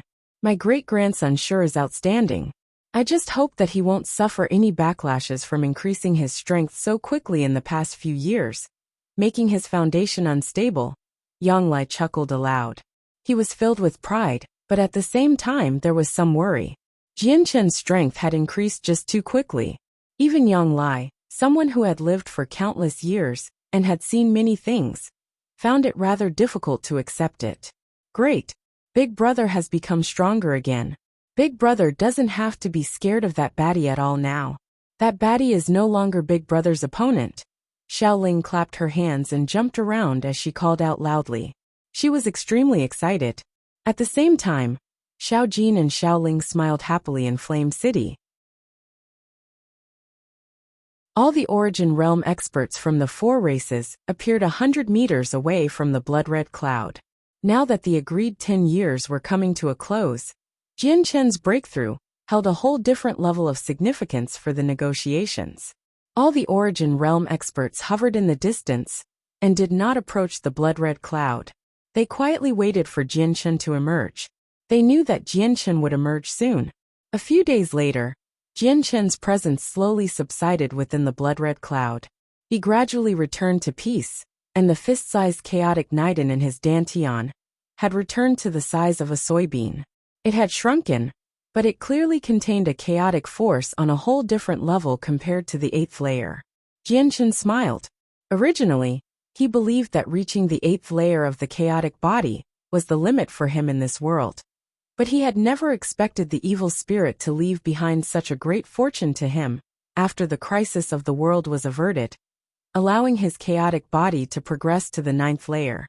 This was quite the pleasant surprise. However, Jian Chen's face changed at that moment. In the next moment, a presence filled with brutality suddenly began to radiate from him. This presence was also filled with destruction and evilness. His eyes had turned red at that moment, and even his hair rapidly reddened, causing Jian Chen to become filled with evilness. He seemed like a fiend. Jian Chen felt his consciousness become blurry. There was only an endless desire for slaughter and destruction left in his heart. Now he seemed to have become an existence that only knew slaughter and destruction, no longer fearing anything. He would kill anything that got in his way, without any feelings or reluctance. Crack! With an inaudible sound, Jian Chen's soybean seed-sized chaotic Niden suddenly cracked open. An intense pain accompanied the crack. The pain made Jian Chen quiver, jerking him back to consciousness.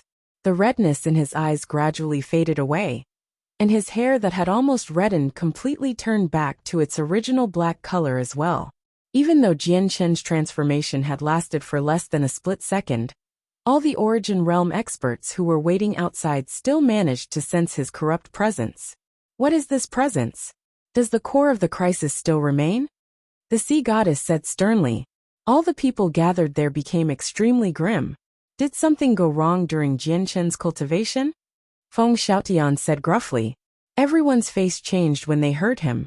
Even though they were suspicious, none of them dared to enter the blood-red cloud to check. They were not as powerful as Jian Chen or the Spirit King. So even though the cloud had weakened now, it still posed a certain degree of threat towards them. Most importantly, Jian Chen was still in there. They were afraid that they would affect Jian Chen if they just barged in. Jian Chen became grim in the blood-red cloud. He had also sensed the changes earlier, coupled with the crack that had appeared on his chaotic Niden. All of these factors pointed to the fact that something had gone wrong after he broke through to the 9th layer. Jian Chen looked at the blood-red cloud and said grimly, "Looks like absorbing the power of the crisis isn't that easy. After all, the crisis of the world is a special existence that even the laws of the world can do nothing about. Even if I cultivate the chaotic body, it'll still bring me trouble, because the crisis of the world is more powerful than the current me.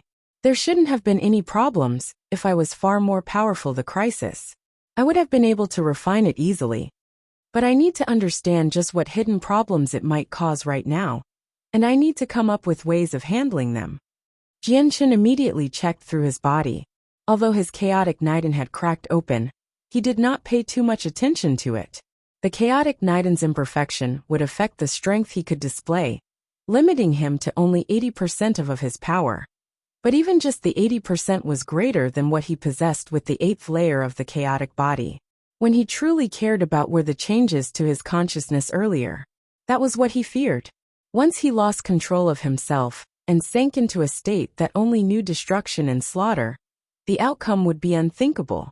After all, there was no longer anyone in the world who could stop him.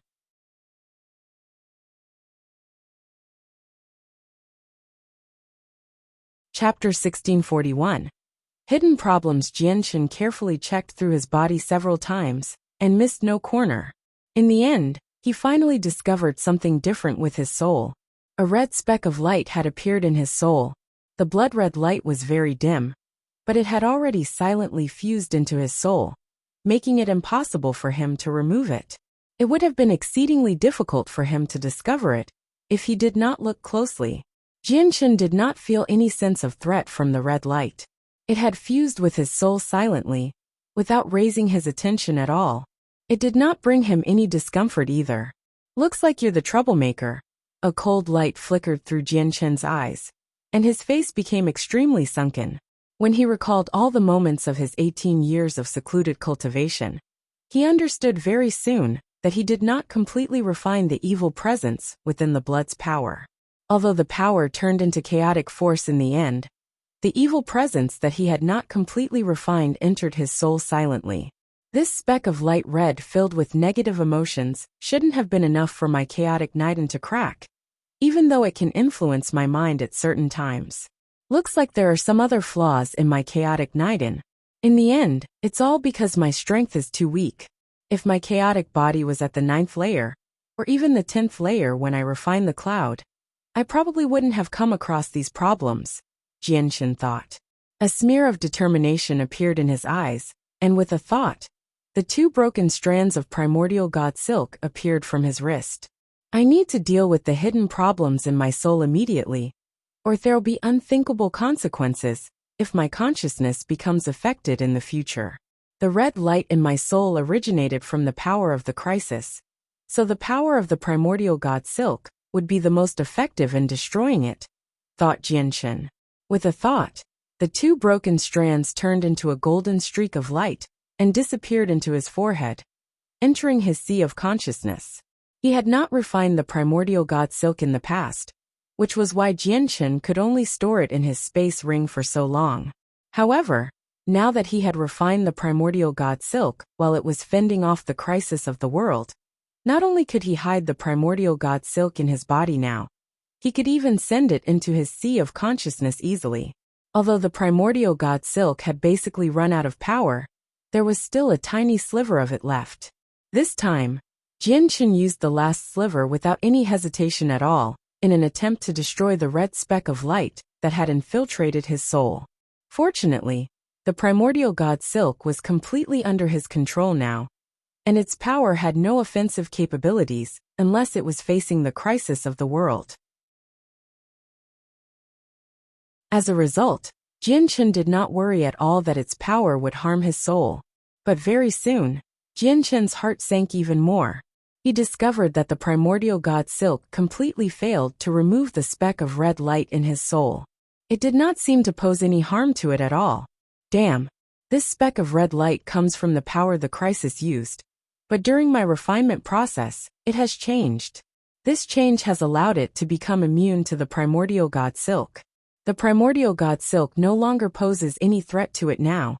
Jianshan's face became extremely sunken. His happiness and joy from breaking through to the 9th layer had completely vanished. He just could not imagine what would happen if he lost himself and began to massacre on the Tianyuan continent. Jianshan could not help but shiver, frightened to the point where he became covered in cold sweat. This time, he felt chills run down his spine as his entire soul tremored in fright. At the same time, the familiar faces of Shangguan Mu'er, Shangguan Aojian, Yu Huang Wan, Changyang Ba, Bai Yintian, Chang Wuji Dugafeng Qin Shao, and so on all flashed through his head, causing him to become even paler. Not only were his wives and son on the Tianyuan continent, but there were also his parents and many friends who had gone through thick and thin with him. Jianshan did not leave the blood-red cloud. In the blink of an eye, he had stayed there for 3 days. He had come up with many ideas, and tried them all during those 3 days. But he was still unable to do anything to the speck of red light in his soul, because it had already fused with his soul. It had become a part of him, making it extremely difficult for him to remove it. Having run out of options, Jianshan could only awaken the sword spirits who had been slumbering for 18 years. "Master, if we recover, we can remove the hidden problem in your soul without any difficulty. But there's nothing we can do either right now, Ziying said helplessly. Master, there's no need to be so heavy-hearted. As long as you don't experience stimulation that is too great and manage to keep your consciousness clear, there's no need to worry so much about the light affecting your mind. And before you find a way to deal with the problem of your soul, Ziying and I can take turns watching over Master. Once Master's mind shows signs of being affected, we can awaken Master in time, said Qing Sua. As Jian Chen's strength progressed, Ziying and Qing Sua, who had not recovered their strength, could only provide minimal assistance to him. As a result, the sword spirits had fallen silent after destroying the crisis of the world, akin to going into seclusion to recover their strength. Jian Chen sighed gently. That's all we can do for now. Looks like I can only find a way to deal with the problems of my soul after I go to the saint's world. I'll need to do that as well if I want my chaotic body to progress to higher layers. As for the chaotic Niden, it's the source of my power, so it's not as fragile as my soul. Fixing it shouldn't be difficult. It'll just require a large amount of energy. Even if there's something that hasn't been refined in my chaotic Niden, it'll be slowly destroyed as my chaotic force progresses. It'll only affect the strength that I can assert. Jian Chen emerged from the blood-red cloud that he had remained in for 18 years. When he saw the glimmering stars, he had completely calmed down, as if nothing bothered him anymore. Big brother, you finally emerged. Xiao Ling cried out excitedly when Jian Chen appeared before all the Origin Realm experts. She directly lunged into his bosom. Jian Chen held Xiao Ling by the shoulders gently with a smile. Affection poured from his eyes without any restraint. Even though Xiao Ling had lived for over 1,000,000 years, he still treated her as his own younger sister. When he was still weak, Xiao Ling had assisted him in overcoming problems many times, saving his life. Now that his strength had reached the apex of the world, it was up to him to protect Xiao Ling. Jian Chen, have you broken through again? And what was that extremely brutal presence that we suddenly felt 3 days ago? The sea goddess asked in concern. She immediately became stern towards the end. Shangguan Mu'er, Yang Lai, Gui Hai Dao, Feng Xiaotian, Tai Ta, the four brothers and so on all looked at Jian Chen with interest. Jian Chen was the pillar of support for their world. He was the only person who could rival the Spirit King in power. Whether his strength had increased again weighed on their minds, because the stronger Jian Chen was, the more confidence they would have when facing the world of forsaken saints. However, if Jian Chen's strength had somehow declined and was no longer as great as the Spirit King, they would suffer from an extreme disadvantage in the upcoming negotiations. If the two worlds began fighting once again, it would be extremely likely that they would suffer defeat. Thank you for your concern. After 18 years of cultivation, my strength has indeed progressed to a new level. The Spirit King should no longer be my opponent with my current strength, unless he has truly reached godhood with his cultivation, Jian Chen said indifferently. Although his chaotic Niden had cracked, limiting him to only 80% of his full strength, it was still greater than what he could display with the 8th layer of the chaotic body. Most importantly, reaching the 9th layer did not just mean his chaotic force had strengthened. His chaotic body had become greater as well. Jian Chen estimated that the 9th layer of the chaotic body had exceeded late reciprocity and reached godhood. A chaotic body at godhood was simply unbelievable. That would mean nothing below godhood could even injure him, even if he just stood there. Although the Spirit King's battle prowess had reached godhood and could harm him, it would only give him some light scratches. Everyone became settled when they heard Jian Chen's words. They smiled at ease. Jian Chen looked at Shangguan Mu'er and took a step out, arriving before her. Looking at her beautiful face, Jian Chen said with self-blame, "Has Aojian been well in these years?" Shangguan Mu'er looked at Jian Chen, and her gaze wavered. She said calmly, "Aojian has been very well. He just misses you. When are you going to see him?" With that, Shangguan Mu'er turned around and left, returning to Three Saint Island. The sea goddess, Yang Lai, Feng Xiaotian, and Gui Hai Dao all glanced past Jian Chen and Shangguan Mu'er. They seemed to smile. Although Shangguan Aojian's true identity had never been publicly announced, They had already discovered the truth through some traces. The sea goddess was the first one to find out. Xiaoling arrived beside Jianchen and asked in interest, "Brother, who is Aojian? Is it the young island master from Three Saint Island? He has so many violet cloud peaches. Did you give them all to him? You're so unfair, big brother," Xiaoling pouted unhappily.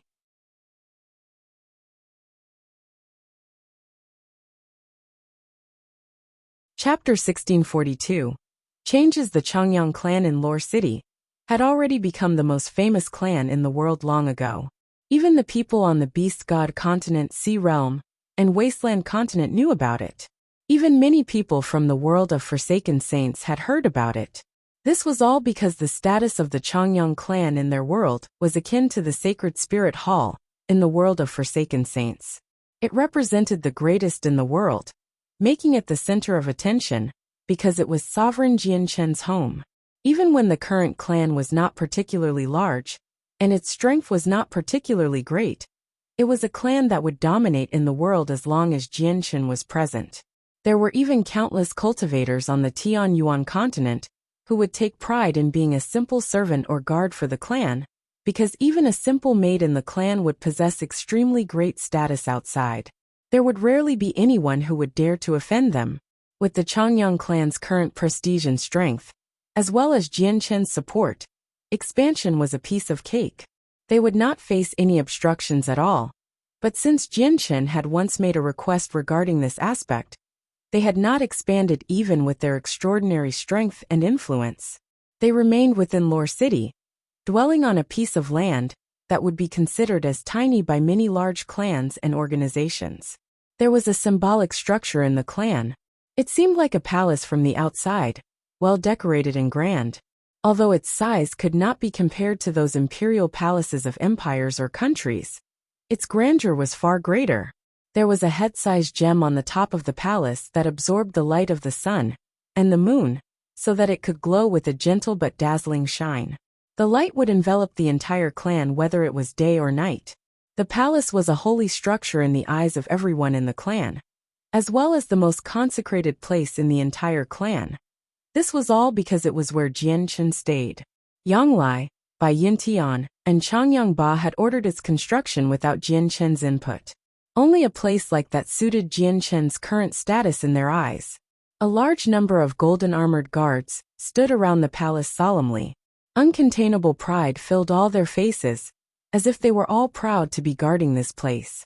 However, the door to the residence was closed most of the time, and would only be opened when it was time to clean the palace. No one was allowed to enter it under ordinary circumstances, and even the current patriarch, Changyang was not allowed to enter. At this moment, a young man silently stood within the tightly shut palace. He sighed emotionally as he looked around. There were 2 swords, one violet and one azure, on his back. As expected, he was the owner of the residence, Jianchen. "I haven't come back in so many years. I had never expected that even my home would become so unfamiliar. It's quite hard to see the familiar structures from before." Jianchen sighed emotionally as he stood there. He could not help but reminisce the past at the sight of this unfamiliar home. His home was still his home, except the changes were so vast that the familiar landscape only existed in his memories now. However, Jianchen did not care too much about the changes.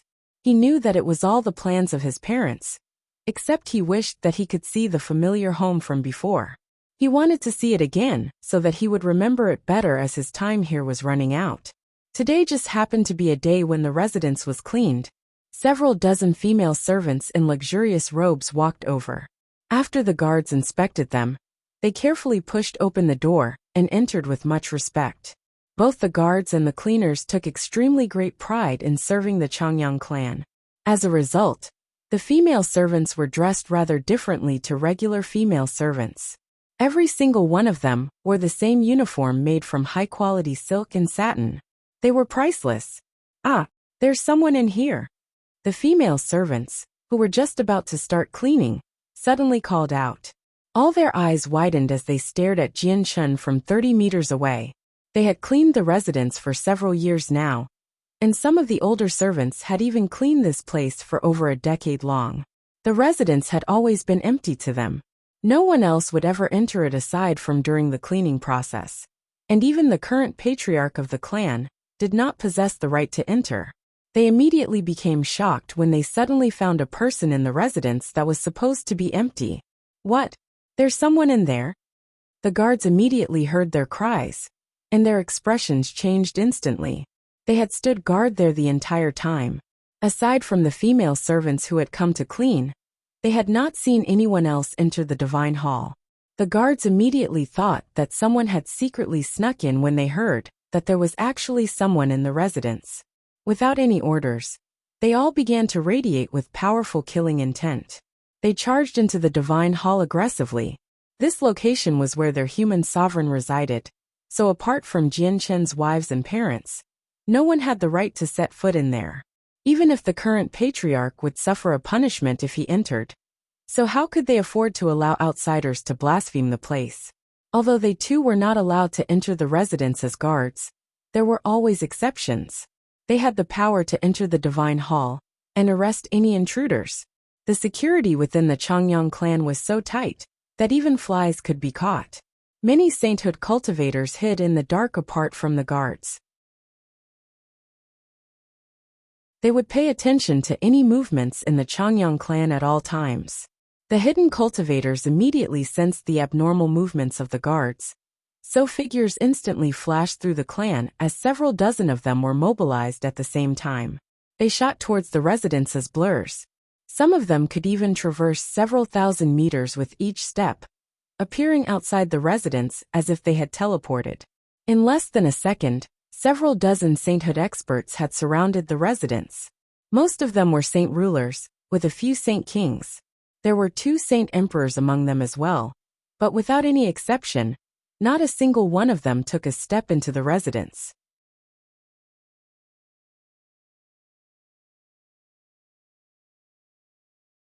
Chapter 1643. Brotherhood. More than a dozen sainthood experts had completely surrounded the residence long ago. Although they did not enter the residence, it would be almost impossible for the intruder in the residence to charge past them, even if they were a saint emperor. The guards for the residence surged into the structure like a flood as every single one of them radiated with killing intent. At the same time, 5 shocking presences appeared from the surroundings of the Changyang clan. In the previous moment, the 5 presences had only appeared, yet in the next, the people who possessed the presences had already appeared before the residence silently. The 5 of them were all saint emperors, and were on a completely different level compared to the 2 saint emperors among the group of sainthood experts. The 5 saint emperors clearly possessed an extraordinary status in the Changyang clan. All the sainthood experts present clasped their hands politely when these 5 appeared. Even the 2 saint emperors who were a part of the crowd clasped their fists towards the 5 saint emperors. However, the 5 saint emperors completely ignored the actions, including the actions of the 2 other saint emperors. They were cold and expressionless, and their sharp gazes locked onto the residence. They were already secretly prepared to let out a lightning-swift attack at any time. In the eyes of all the people in the clan, the residence was a holy shrine that could not be blasphemed. This was even more so the case for the 5 of them. It had reached a point where, from a certain point of view, this place was even more important than their lives. This was because the 5 of them only possessed their current achievements due to the owner of the residence. It was the owner who had allowed them to go from mercenaries with limited potential to their current level of cultivation. The 5 of them were a part of the divine guards of the flame that Bai Lian had left at the Changyang clan. Jian Chen had poured his heart out to raise every single member of the divine guards of the flame. He had used a large number of heavenly resources to change their talent, allowing them to go from people with limited potential to geniuses, so their cultivation speed had increased drastically. Coupled with the fact that the crisis of the world had been averted and the Yin-Yang Saint Rock no longer existed, the laws of the world had gradually reached perfection, and origin energy began to appear once again. All these factors made it much easier for cultivators to cultivate in general, as well as easier to break through compared to before. The 5 members of the Divine Guards of the Flame were obviously Saint Kings, who had successfully broken through to Saint Emperor. The female servants huddled into a group in one corner, as they secretly looked at Jian Chen's back fearfully. Every single one of them feel extremely curious. Just who was so bold, daring to intrude on this residence? Even if 9th Heavenly Layer Saint Emperors intruded on this place, they would not be able to escape. There were no experts in the Changyang clan who could stop 9th Heavenly Layer Saint Emperors, but there were such experts in Flame City. If the Changyang clan truly required their assistance, the Origin Realm experts in Flame City could appear here at any time. This was because during Jian Chen's seclusion, the immature Xiao Jin and Xiao Ling would often go there to play. As time went on, basically everyone in the Changyang clan learnt the identity of the two. Jian Chen remained where he was like a statue. He continued to reminisce the past, paying no attention to the surroundings. Very soon, the group of guards surrounded him. The captain of the guards arrived before Jian Chen and bellowed with a glare. "Sir, you." His voice came to a sudden stop. In the next moment his face changed drastically. His eyes widened dramatically as disbelief and shock filled his face. Plop.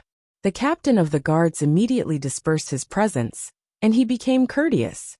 He directly dropped to his knees and buried his head deep into the ground. He said fearfully, "This one greets the 4th young master. This one did not know that the 4th young master has returned. Please punish this one."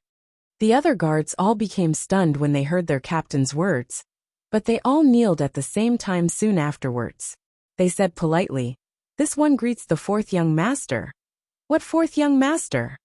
The frightened female servants in the corner all widened their eyes and stared at the unfamiliar figure. Their gazes were filled with disbelief. "4th young master." The voices of the guards echoed out and immediately caused the several dozen sainthood experts to become stunned. Many people found the moniker to be rather foreign. However, they all realized soon enough.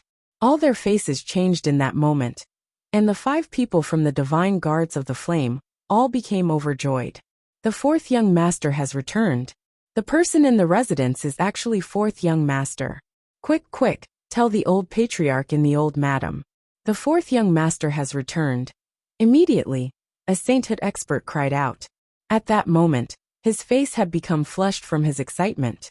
The 4th young master of the Changyang clan was the greatest sovereign from their world, no weaker than the Spirit King. Every single sainthood expert present felt glorious to be able to stand so close to him. Has Xiang'er returned? Before the message could be passed on, a vigorous voice rang out. An uncontainable excitement filled the voice. Changyang Ba and Bai Yintian hurried over from afar. Greeting to the old patriarch and the old madam. With their arrival, all the sainthood experts they passed by clasped their hands in greeting. They were very courteous, and even the saint emperors behaved in the same manner. If it was any other time, Changyang Ba and Bai Yintian definitely would have responded with a smile, except they could no longer bother with that at all now. They hurried into the residence joyfully and disappeared before everyone. Soon afterwards, the current patriarch, Changyang Ku, Jian Chen's 3 aunts, Ling Long, Yu Fengyan by Yu Shuang, as well as the various members of the upper echelon hurried over from everywhere. They stopped outside the residence in the end and stared at it. Inside the residence, Bai Yintian wore a luxurious set of white robes as her face was filled with joy. She held on to Jian Chen and choked back her tears. "Xiang'er, you're finally home." Changyang Ba chuckled. "Xiang'er has become an Origin Realm sovereign now. Every time a sovereign goes into seclusion, it'll range from a few dozen years to several thousand years. It's already rather short for Xiang'er to emerge after 18 years. Jian Chen dismissed all the guards and the female servants, as that was the only way to calm down the disturbance caused by an intruder trespassing on Jian Chen's residence. Jian Chen remained in the Changyang clan, accompanying his parents and elders as they conversed. Under Jian Chen's orders, his return was not announced, so only a portion of the people in the clan knew about his presence. In the blink of an eye, Jian Chen had already stayed in the Changyang clan for 3 days. During this time, Jian Chen did not take a single step away from the clan, remaining by his parents' side the entire time. He understood that the day he would leave this world was approaching. He wanted to spend some more time with his parents before he moved on, as he had no idea just how long it would be before he saw them again. Currently, in the garden of the clan, Jianchun and Changyangke sat together in a pavilion. They drank together as they both reminisced the past. Back when we were still young, I often tried to bully you, but I never succeeded. Instead, I was the one who suffered and was made fun of. You often reduced me to a horrible shape. Changyangke smiled as he recalled the past. He cherished the memory. Jianchun laughed aloud and raised his cup, downing all the alcohol inside. He said at ease, "The part that gave me the greatest impression was when we were sparring. You originally wanted to bully me, yet you were injured instead. It was because of that matter that I third aunt punished me quite a lot." Changyangke chuckled when he heard that. My mother would have never thought that the person she punished before would become the greatest sovereign revered by all in this world. Pride appeared on Changyangke's face. After clinking cups with Jianchun, he finished off his cup as well. Jianchun smiled freely. His disagreements with Changyangke when he was young had instead become a lovely memory, firmly remembered by him. He cherished the memory. We were originally 4 siblings, yet there are only the 2 of us drinking here today. Big Brother has comprehended the state of great liberation and is cultivating in pure heart pavilion after severing his emotions and desires. I wonder if he still remembers our brotherhood. Sister has left this world as well, venturing to the distant saints' world. Even I don't know whether we'll meet in the future. And even if we do meet, I don't know if she'll be the same and still remember me. I actually wish very much that it's not just me and you drinking here right now, but that Big Brother and sister were here as well. Unfortunately, that has become just a wish now. Jianchun became melancholy as he drank. Sister, Changyangke murmured softly and looked at the sky. A sliver of longing appeared in his eyes. Although Changyang who had severed his emotions and desires, he was still in this world after all. There was the chance of meeting him in the future. But his sister Changyangke might have bid a permanent farewell to him. It made his heart throb. Originally, they were 4 siblings, but now, there was only him and Jianchun left. The female servants in the garden had already been dismissed, so only Jianchun and Changyangke were in the large garden, drinking and conversing. Their laughter would ring out from time to time. They spoke a lot that day and also drank a lot. As they drank, night replaced day and day replaced night. Their voices never stopped in the garden. At this moment, Changyangke suddenly became serious with his flushed, tipsy face. He said, "Brother, many of the important figures in the clan have suggested to me that we should expand outwards while we have the prestige. After all, the difference between our territory and strength and prestige is just too great. What do you think? If you agree, I'll do it immediately." Jianchun's eyes narrowed when he heard this. After a moment of silence, he gently shook his head. "Brother, the bigger the clan becomes, the more matters there are to deal with. That's not necessarily a good thing. Look at those kingdoms. Are there any of them where the princes don't turn on each other when the position of king opens up? Do you wish to see that, brother? Authority is temporary, so you can't get sucked into it. Only your personal strength determines everything. You should keep the Changyang clan as it is right now."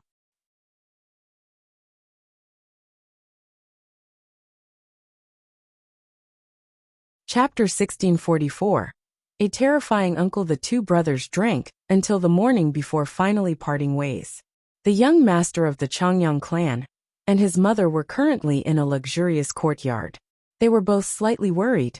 At this moment, a female servant walked over quickly and said with a soft voice, "Madam, the patriarch has returned." Changyang-su's mother turned blank when she heard that. Then she immediately arrived before Changyang-su. She said to him excitedly, "Suer, since your father has returned, your uncle has probably returned to his residence as well. Quick, go find your uncle. Get him to properly train you. Your father and your uncle are brothers." He gave so many violet cloud peaches to that young island master of 3 Saint Island. Yet he hasn't given you a single one for some reason. We're still family after all. "Yes, mother. I know what to do." "Humph, the young island master completely looks down on me just because he is stronger. He even wants me to call him elder brother. Does he think he is worthy? He just relied on the violet cloud peaches at all. If I consume one, my increase in strength will definitely be greater than his with my talent. At that time, just watch me smash out the young island master's teeth. Let's see how he plans on acting arrogant before me in the future, Chang Yang-su said coldly. He felt extremely displeased towards his uncle. His uncle had given so many violet cloud peaches to an outsider. Yet he, the nephew, had not even received a single one. So much for your grandfather as well. He just had to put the violet cloud peach he received from the young island master away safely, refusing to give it to you no matter what. If your grandfather gave you the violet cloud peach earlier, how would the young island master still be able to dominate you? Fortunately, not a lot of people know about this. Otherwise, if the fact that the young master of the Changyang clan was not as great as the young island master of Three Saint Island made it out, we will all be ashamed. After all, our Changyang clan cannot be compared to Three Saint Island, said Chang Yang-su's mother. She also felt much displeasure towards Chang Yangba's actions, but she dared not show this displeasure. She could only hide it deep in her heart. Jian Chen sat on his bed within his majestic residence. He was contemplating over the matter of territory between the two worlds. The land that the world of Forsaken Saints wants is indeed a little too much. If I follow through with what they want, it'll just be too great of a loss for the four races of this world. And if I do hand over this land, the original inhabitants will have to be relocated. Relocating is not an easy matter, Jian Chen thought to himself. Fourth young master, the young master wishes to see you. At this moment, a guard's polite voice rang out from outside. Let Sewer in, Jian Chen said calmly as he looked outside. Chang Yang-su walked in from outside and knelt before Jian Chen. He said politely, Chang Yang-su greets uncle. Jian Chen examined Chang Yang-su and smiled amicably. He said, there's no need to be so polite. You can stand. With that, Jian Chen raised his arm, and immediately, an invisible force lifted Chang Yang-su up gently. Yes, uncle. Chang Yang-su was filled with politeness. Although he had said several times that he wanted to surpass his uncle in the future, he still could not help but become nervous in the face of his legendary uncle. After all, his uncle was just too famous. He was the greatest sovereign in the world, the strongest existence there ever was. Even the currently influential clan dwelled under his uncle's brilliance. Jian Chen smiled at Chang Yang-su and said gently, Sewer, it hasn't been easy for our Changyang clan to go from a nameless organization to its current glory. As the young master of the clan, you have to be a model example. You can't become prideful, arrogant, let alone haughty. At the same time, you can't make trouble outside for no reason, or injure and bully other people on a whim. Do you understand? Yes, uncle. I will commit your guidance to heart. Chang Yang-su replied politely. Before he had come, he had already thought of how he should ask his uncle for violet cloud peaches. He had even made up his mind to cling on to his uncle until he gave him the violet cloud peaches, if he initially declined. However, when he truly faced his legendary uncle, he suddenly discovered that he had lost all courage to talk. Although his uncle treated him as family, he was utterly in fear before his uncle. He even trembled inside, as if he was not facing his uncle, but an indomitable god. His father and his grandfather had told him the same words many times, but he never truly took it to heart. He would just turn a deaf ear to it. However, he felt like he had lost all will to resist towards his uncle's words, firmly imprinting the words that were said to him many times deeply in his heart. Chang Yang-su sensed his change before his uncle. This made him feel fear and even tremble. His forehead had even become covered with cold sweat. At that moment, he finally understood just how terrifying his uncle was. Sewer, have you come to me for something today? Jian Chen asked.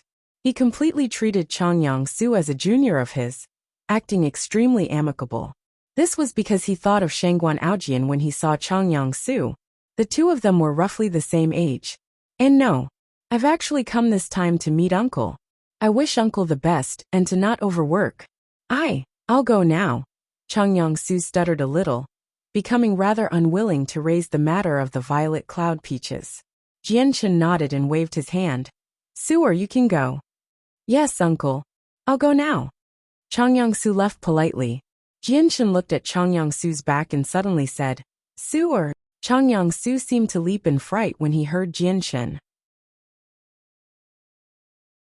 He jerked before turning around, bowing towards Jianshan. "Uncle?" "Su, I understand your intentions. You've already groomed yourself to possess the arrogance of a wastrel son. You have a haughty mindset. If you don't change it soon, you'll cause a lot of trouble sooner or later. No one dares to offend the Changyang clan with its current strength, but that's because we don't purposefully provoke or abuse others. If you casually offend other people from today onwards, there'll still be some people who'll run the risk of offending the Changyang clan to take your life. Do you understand?" Jianshan said sternly.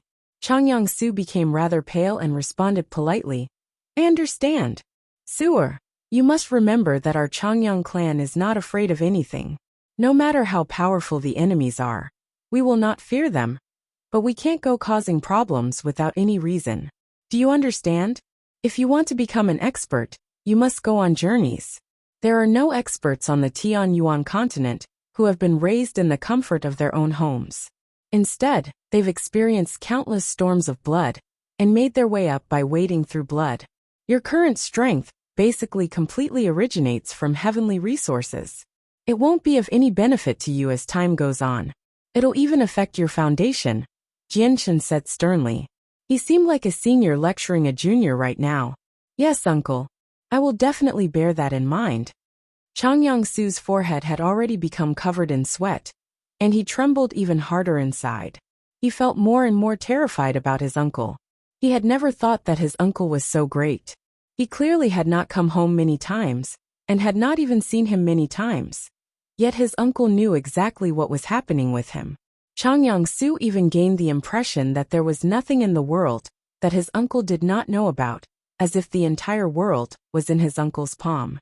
The thought made Chang Yangsu feel even more respect for his uncle, and he feared him.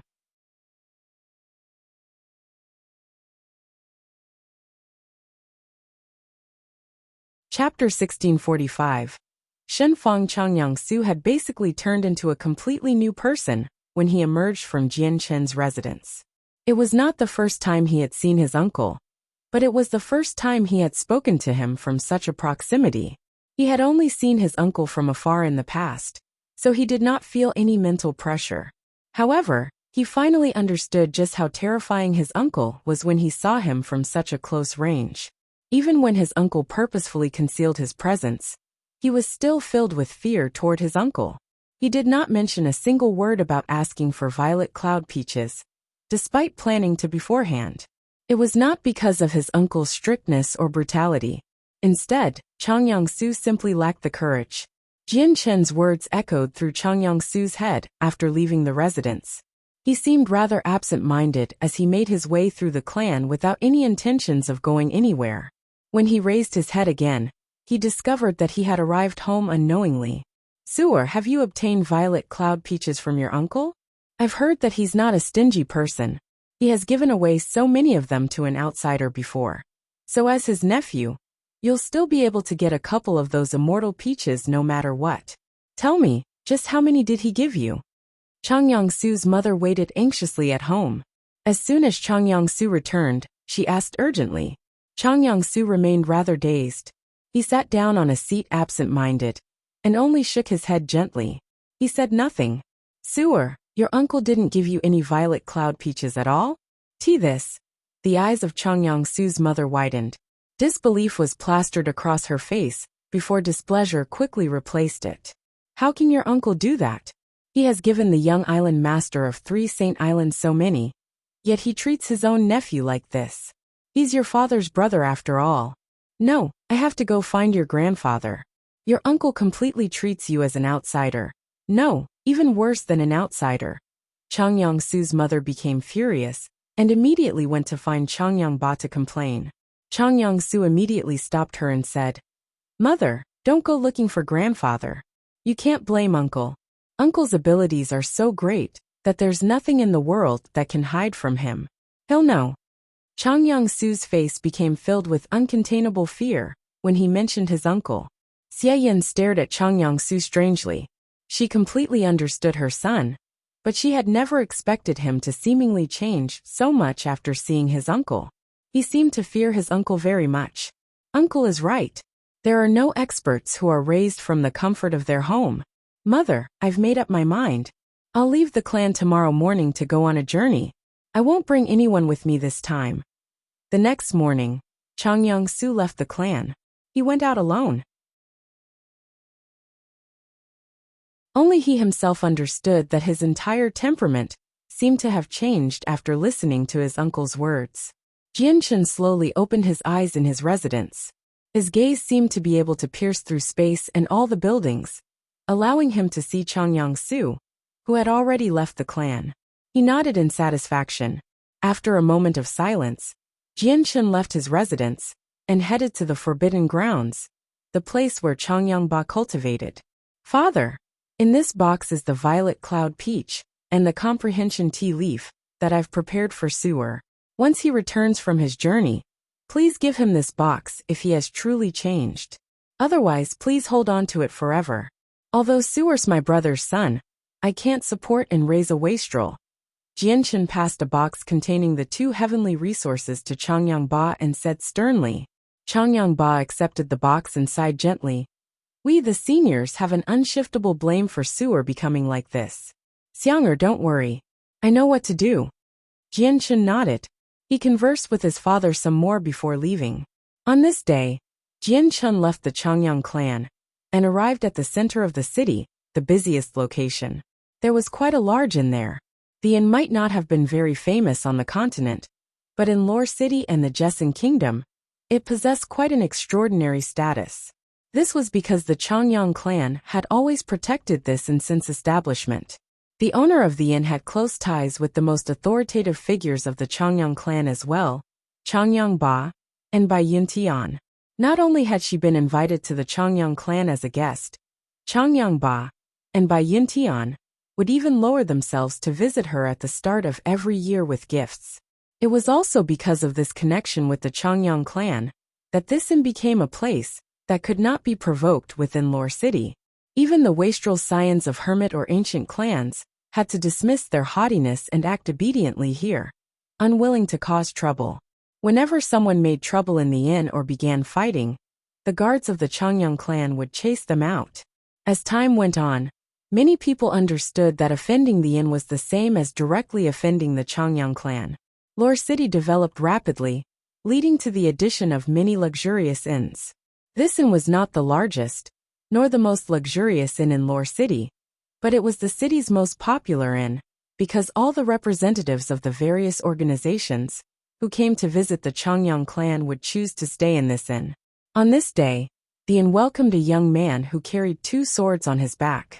As soon as the young man entered the inn, a waiter jogged over and apologized. Sir, may I ask if you are dining or staying? If you plan on staying, I must apologize as all our rooms are. Suddenly, the waiter's voice came to a halt. His eyes widened at Jianchen as disbelief flooded his face. Why, your sovereign Jianchen, the waiter cried out in shock. At that moment, he completely doubted his eyes.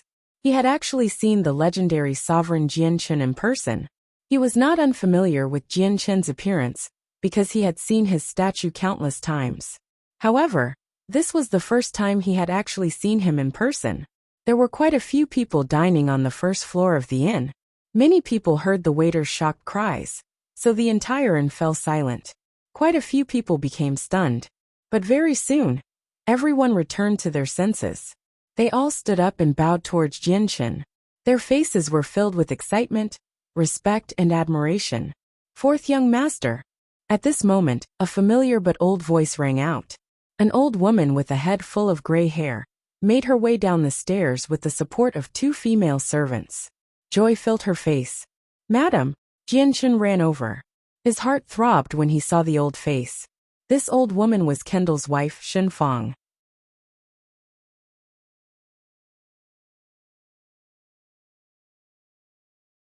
Chapter 1646.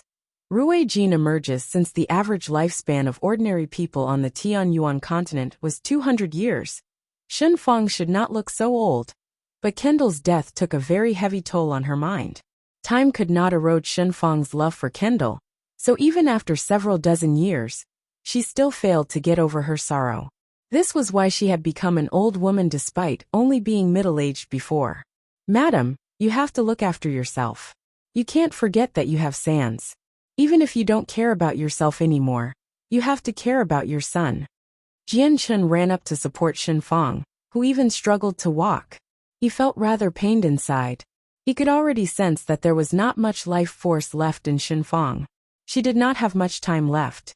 With his current strength, he could help her easily. He could effortlessly give her another 1,000 years of lifespan. However, she had already died inside. So if he gave her more life force selfishly, it would not help her. Instead, it would be a painful torture. That was exactly why Jianchen did not take the action he wished to take. He did not wish for Shenfang to leave, but he did not wish for her to live in pain either. Thank you, young master. You've done plenty for my family already. It's San's father's fortune to be able to meet you. Young master, there are a lot of people here, so let's go up and talk, smiled Shenfang. She spoke rather weakly, seemingly running out of vigor. Shenfang disappeared from the first floor under Jianchen's support, leaving all the diners stunned. Disbelief flooded their faces. Oh my god, just who is the owner of the inn? Sovereign Jianchen is actually supporting her personally. A while later, an uproar erupted on the first floor. Everyone had become utterly shocked, as if they had just seen the most unbelievable thing in the world. 4 hours later, Jianchen left the inn. He felt rather depressed. He tried to persuade Shenfang during their conversation. He hoped that she could get her to overcome her sorrow. Only like that could he assist her. Letting her live for several thousand more years would not pose a problem if she agreed. Unfortunately, Shenfang never let go of Kendall and refused Jianchen's assistance. In her words, Kendall was very lonely in heaven. He needed someone to accompany him, and she would be that person. Shenfang's words left Jianchen helpless. It was still useless even when he mentioned Sans. At this moment, Jianchen's eyes narrowed. Suddenly, he raised his head towards the distant sky and shot off as a streak of violet light. He vanished into the horizon in a split second, having reached unbelievable speeds. The space near the mountain range located in the depths of Dragon Island suddenly started to distort. A huge golden gate rapidly formed in the distortions of space. There was an independent miniature world within the gate. Huge gravestones filled the entire world, and transparent dragon souls drifted around. They would roar from time to time, and their roars echoed across the entire island. This was the dragon's necropolis. The remains of many dragons were buried here, including Class 9 dragons. At this moment, a golden figure flew out from the depths of the necropolis. He radiated with a powerful draconic aura. All the weaker dragon souls collapsed as they trembled when they sensed the aura. The golden figure did not stop as he flew, directly flying out of the necropolis. The space gate to the necropolis slowly closed after he exited, and Dragon Island recovered its previous peace. The golden figure slowly dispersed his presence, and the golden light around him gradually vanished as well, revealing a handsome, middle-aged man in golden dragon robes. We've finally emerged. It has been several decades. I wonder how Jianchen is right now. Suddenly, a female's voice rang out. A beauty who seemed to be in her 20s walked out from behind the middle-aged man. She wore fire-red feathers. A black-robed old man emerged after the woman. The three of them stood together, and every single one of them radiated with powerful presences. The middle-aged man was the strongest among them, having already reached the 9th heavenly layer of Saint Emperor. The woman was just slightly weaker, having reached the 8th heavenly layer of Saint Emperor. The old man was the weakest among the three of them, but he was also a Saint Emperor, except he was only at the 6th heavenly layer. The three of them were Rui Jin, Hong Lian, and He Yu. They had remained in secluded cultivation on Dragon Island for many years. Suddenly, there was a flash of violet light. Before they could even react, the streak of violet light had landed before them with unbelievable speed, and a young man was revealed. Rui Jin, Hong Lian, and He Yu narrowed their eyes, and they became shocked. The three of them had already become Saint Emperors, and one of them was even at the 9th heavenly layer. only an inch away from the origin realm. However, they had still failed to react before the streak of light, which completely astounded them. But in the next moment, they became even more shocked when they saw the figure that emerged from the violet light. Disbelief was plastered across their faces. Jian-Chun! The three of them cried out. When they connected him with the streak of violet light earlier, they could no longer remain composed. They had never thought that Jian-Chun's strength would actually progress at such a terrifying rate after several decades of not seeing him. The streak of violet light was so fast that it had completely exceeded the Saint Emperor of the Peng clan, the person who was once known to be the fastest in the world. Jian-Chun obviously became overjoyed when he saw his three old acquaintances. He immediately clasped his hands and said, "Congratulations on emerging seniors. Jian-Chun, you sure have come quickly. Oh right, what level of cultivation have you reached now? I can't tell at all. I can't even sense your presence." Hong Lian stared at Jian-Chun in surprise. "I can't tell your strength or sense any of your presence either. I wouldn't even know that you were standing before me if I closed my eyes. There are only two possibilities for that. First, you used a secret technique to hide yourself. The other possibility is that you've already surpassed the three of us in strength," Rui Jin said as he stared at Jian-Chun. Shock gradually appeared on his face, because he had already determined that the latter was extremely likely. Only that could explain why Jian-Chun could move so quickly that they could not even react. We're all Saint Emperors, so if it's the second scenario wouldn't that mean that you've already reached the origin realm, Jian-Chun? TT, that's impossible. It has only been a few short decades, He said in shock.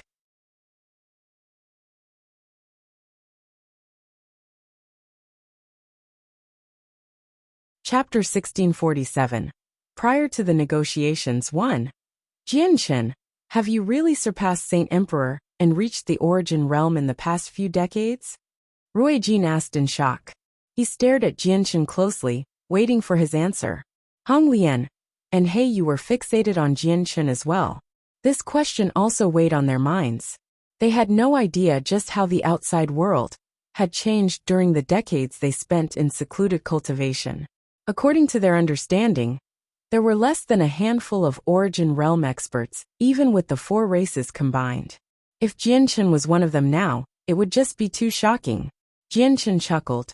Seniors, many major matters have happened on the Tianyuan continent during the years you spent in seclusion. My personal strength has skyrocketed due to a few fortuitous encounters, so I should have already surpassed the origin realm now. What? Surpassed the origin realm? This time, the three of them collectively cried out. Their eyes widened and bulged as they were completely drowned in disbelief. Their hearts began to surge. Surpassed the origin realm? How is this possible? It has only been so long. The three of them murmured. They had become rather dazed. If it were not for the fact that they knew that Jian-Chun was not someone who liked to joke around, they would directly believe that Jian-Chun was kidding. According to their understanding, origin realm experts were unimaginably powerful. As for surpassing the origin realm, such a matter had completely exceeded their understanding. Seniors, why don't you go rest in the Changyang clan first? It'll be convenient for me to slowly tell you what has happened on the Tianyuan continent as well, said Jian-Chun, inviting the three of them to his home politely. Rui Jin sucked in a deep breath and slowly calmed himself down. He said, Fair enough, we'll go to the Changyang clan first then. Jian-Chun brought Rui Jin, Hong Lian, and Heyu back to the Changyang clan in Lore City. As soon as they entered the clan, the three of them were secretly surprised, as they could clearly sense all the Saint Emperors in the Changyang clan. There were so many of them even though several decades ago, they did not even have that many Saint Kings, let alone Saint Emperors. Looks like the world really has changed drastically in the years we've spent in seclusion. The overall strength of the world has been raised to a whole new level. The three of them sighed emotionally. Originally, they thought that their strength after they emerged could allow them to be ranked amongst the apex, even if they could not become invincible. However, looking at it now, they just found the thought to be hilariously naive. Jian-Chun and the three others sat together in Jian-Chun's majestic residence. Then Jianchen began to explain everything that had happened across the years to them in detail. A few hours later, the three of them learned about all the changes to the world in the time they were missing. It filled them with amazement. I never thought that the world would have changed so drastically in the decades we spent cultivating. Even so many Origin Realm experts have appeared. The current age is so glorious that even the ancient times cannot rival it. Rue Jin sighed emotionally. The current age belongs to Origin Realm experts. Saint Emperors are no longer anything now. Since the crisis of the world has been averted, the laws of the world are approaching perfection, and Origin energy is slowly reappearing. Obviously, I can't let such a great chance slide through our fingers. As a result, I plan on continuing my cultivation and reach the Origin Realm as soon as possible, Hong Lian said sternly. With our current strength, we can no longer provide Jianchen with any assistance. I want to keep cultivating as well and break through to the Origin Realm as soon as possible, Rue Jin also said. He Yu glanced past the two of them and chuckled. Looks like the two of you have been quite motivated. You want to go back into seclusion right after emerging. Oh well, since you plan on cultivating some more, I'll go with you as well. Otherwise, our difference in strength will only become greater and greater. Under Jianchen's arrangements, the three of them remained at the Changyang clan to cultivate. Origin Realm experts had made a few arrangements in Changyang clan long ago. The energy of the world was extremely abundant there, more than a dozen times more abundant than the Protector clans, which earned it the name of the greatest cultivation location in the world. Some Origin energy had even gathered there, so the effects of cultivating there were far greater than remaining in the necropolis. After all, the necropolis did not have any Origin energy. The three of them entered secluded cultivation, and Jianchen left the Changyang clan as well. As his two wives, Huang Luan and Yu Yu, were still in secluded cultivation, he had not seen the two of them when he returned this time. Jianchen visited Flame City afterwards. The Flame Mercenaries had already developed to a point where it had several million internal members and several tens of million external members. They had become a superpower that had branches littered across the continent, even extending into the Sea Realm, Wasteland Continent, and Beast God Continent. As the four races became united and abandoned their old territorial mindset, the Flame Mercenaries were no longer composed of just humans. There were members of the 100 Races, Sea Race, and magical beasts as well. The Flame Mercenaries remained under Bai Lian's control. As she spent just too much time managing the mercenaries, her strength had not progressed much at all. Even after consuming a violet cloud peach and large quantities of other precious heavenly resources, she remained as a Saint King. Meanwhile, Du Gafeng, Xiao Tianyu, Wang Yifeng, Yun Zhen, Signorin, and so on had all reached Saint Emperor. Du Gafeng and Xiao Tianyu improved at particularly astonishing rates with their impressive talents, having reached the 4th and 5th heavenly layers after consuming heavenly resources. Apart from that, Jie Tai, who had originally joined him under his threats, had reached the 9th heavenly layer of Saint King as well. In all those years, he spent all his time in Flame City apart from returning to his clan from time to time. His mindset slowly changed as well as Jianchen's strength gradually increased. He had been forced to follow Jianchen originally, so he still felt rather reluctant before. However, not only did he treat himself as a part of the Flame Mercenaries now, he even took pride in it. Jianchen's great-grandfather Bai Hai also remained in Flame City during all these years. He had basically become Bai Lian's supervisor for cultivation. All the members of the upper echelon would always see Bai Hai urge Bai Lian to cultivate more patiently. 3 days later, Jianchen left Flame City. When he reappeared, he was already standing on 3 Saint Island. As soon as he set foot on 3 Saint Island, Shangguan Moor appeared before him silently. She stared at him for a while and said, Jianchen, I know that something has gone wrong during your secluded cultivation before. Tell me, I want to see if I can help. Jianchen was stunned before smiling bitterly. Looks like I really can't hide it from you. However, this problem is rather difficult to deal with. Jianchen told her about the hidden problem that had appeared when he broke through to the 9th layer of the chaotic body.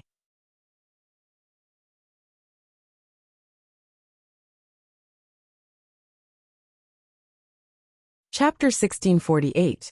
Prior to the negotiations, 2. Sheng Guanmu frowned after learning about Jian Chen's latent problem. She became worried. This is very severe. We have to deal with it as soon as possible. If you suddenly lose control in this world, it'll be just like facing the crisis of the world again. If we can't stop it, the entire world will face destruction. Jian Chen also became rather stern. He had already thought of the consequences, but he could do nothing about it. I plan on settling the matters in this world as soon as possible before moving on to the Saints' world. If I remain here with my current strength, I won't progress at all. Only the Saints' world can provide me with what I need for my chaotic body to grow. I believe that I'll be able to eliminate the problem with my soul once I grow stronger, Jian Chen said with a heavy heart. He was actually thinking of something else as well, which was going to the Immortals' world. This was because the twin swords originated from the Immortals' world. They were the sect treasures of the Sword Sect of Violet Heavens, the chief sect of the 9 great sects of the Immortals' world. During the intense battle in the past, the Immortals' world had suffered heavy casualties. Their so-called greatest expert, the Nirvanic Immortal Exalt, had died, while the old master of the twin swords passed away after suffering the intense backlash caused by the fusion of the 2 swords. At the same time, the twin swords that were known to be one of the 10 great god artifacts in the Immortals' world shattered, leading to their sword spirits to fall to a lower world, and them accepting him as their master. Jian Chen knew extremely well that the help he had received from the twin swords was the reason for his current achievements. Although the sword spirits rarely brought up the matters of the past during the days Jian Chen spent with them, he knew extremely well that the sword spirits wanted to return to the Immortals' world very much. At the same time, they still had attachments to their old master because it was he who had forged them. He was like their father. Aside from that, both the Azulite Swords Law Jian Chen had cultivated in the past, and his current chaotic body originated from the Sword Sect of Violet Heavens. From a certain aspect, he had become a disciple of the sect, so it was extremely important for him to go to the Immortals' world. The Saints' world was the path to the Immortals' world. If he wanted to go to the Immortals' world, he had to go through the Saints' world, as there was no direct path to the Immortals' world from the Tianyuan continent. The sword spirits had also become completely lost exactly because they had taken his soul to the Tianyuan continent in the past. Sheng Guanmu fell silent when she heard Jian Chen's words. She only responded after quite a while. Your problem lies in the soul. Why don't you let me try and see if my music can help you? After a moment of deliberation, Jian Chen agreed. Afterwards, Sheng Guanmu attempted to influence Jian Chen's soul with her music, but there were no effects at all even after many attempts. Her music had basically become useless before Jian Chen, unable to influence his soul at all. The only thing she could manage to do was to calm him down through music. As she played, Jian Chen watched Sheng Guanmu on with quite some interest. When she stopped, he asked, Mu'er, your zither has a total of 36 strings, but why do I only ever see you use the first half? You never touch the latter half. Sheng Guanmu looked at her zither and said, the zither of the demonic cry has 36 strings, and there's a requirement for corresponding strength to play each one. My current strength is nowhere near enough to play all of its strings. A sliver of surprise appeared in Jian Chen's eyes. He could not help but examine the zither carefully. This zither is actually so profound, where you even need the corresponding strength to play each string. You're at mid-reciprocity, yet you can only play a portion of the strings. Looks like this zither has quite an extraordinary origin. The zither of the demonic cry really does have quite an extraordinary origin. Many people on the Tianyuan continent believe that I condensed this zither from Saint Force, but that's not the case because I found it outside when I was young, the heavenly enchantress said calmly. You found it? Jian Chen became stunned as his expression turned strange. That's right. I found the zither of the demonic cry. I just never told anyone about this. You're the first. Sheng Guanmu stared deeply at Jian Chen and continued. When I found this zither, it was buried in soil. I had only discovered it because a tiny corner of it was revealed. I had uncovered it with tremendous effort, and it was so heavy that I could not even budge it with my power from before. Then I accidentally cut my hand on the strings. When a droplet of my blood fell on it, I discovered that I had actually formed a slight connection with the zither. It was also through this connection that I learnt the zither's name. I also gained a cultivation method in my head. I used that cultivation method to make my way to where I am today. I see. Looks like this zither is a pretty good treasure. The original owner probably died, which is why it ended up here through an accident. Jianshan understood. He had already seen something like this before. The Inata Tower had also ended up in this world, because its original owner had passed away. It was now in his hands. Father, you finally emerged from cultivation. At this moment, a surprised and joyful voice rang out. Shangguan Aojian ran over from the place where he cultivated delightfully. Jianshan stood up and leapt off the rock gently. He smiled at Shangguan Aojian. He was extremely satisfied with this son of his, because he could not see any arrogance on his son at all. Both his personality and morals satisfied Jianshan. Afterwards, the two of them began to talk about everything. Jianshan told Shangguan Aojian about matters regarding cultivation, while Shangguan Aojian told him about a few interesting things he had experienced throughout the years. Father, you have no idea. My younger brother Changyang Su has challenged me constantly in the past years, but I've reduced him to a horrible condition every time. He runs away every time. Shangguan Aojian could not help but laugh aloud when he mentioned Changyang Su. Jianshan also broke into laughter when he heard that. He said, Changyang Su's not even a saint king right now, yet you're no weaker than a saint emperor. There are even many saint emperors who aren't your opponent. Aren't you just bullying your younger brother? Though Xiao Bao, I still haven't taken you to see your grandfather and grandmother yet. It's time for them to know your other identity. Shangguan Aojian could not help but become slightly eager when he heard his father's words. He had seen his grandfather and grandmother before, but they had never learned that he was actually Jianshan's son, and they always treated him as the young island master of Three Saint Island.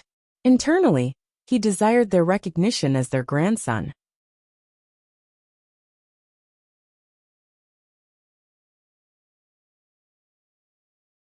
Chapter 1649.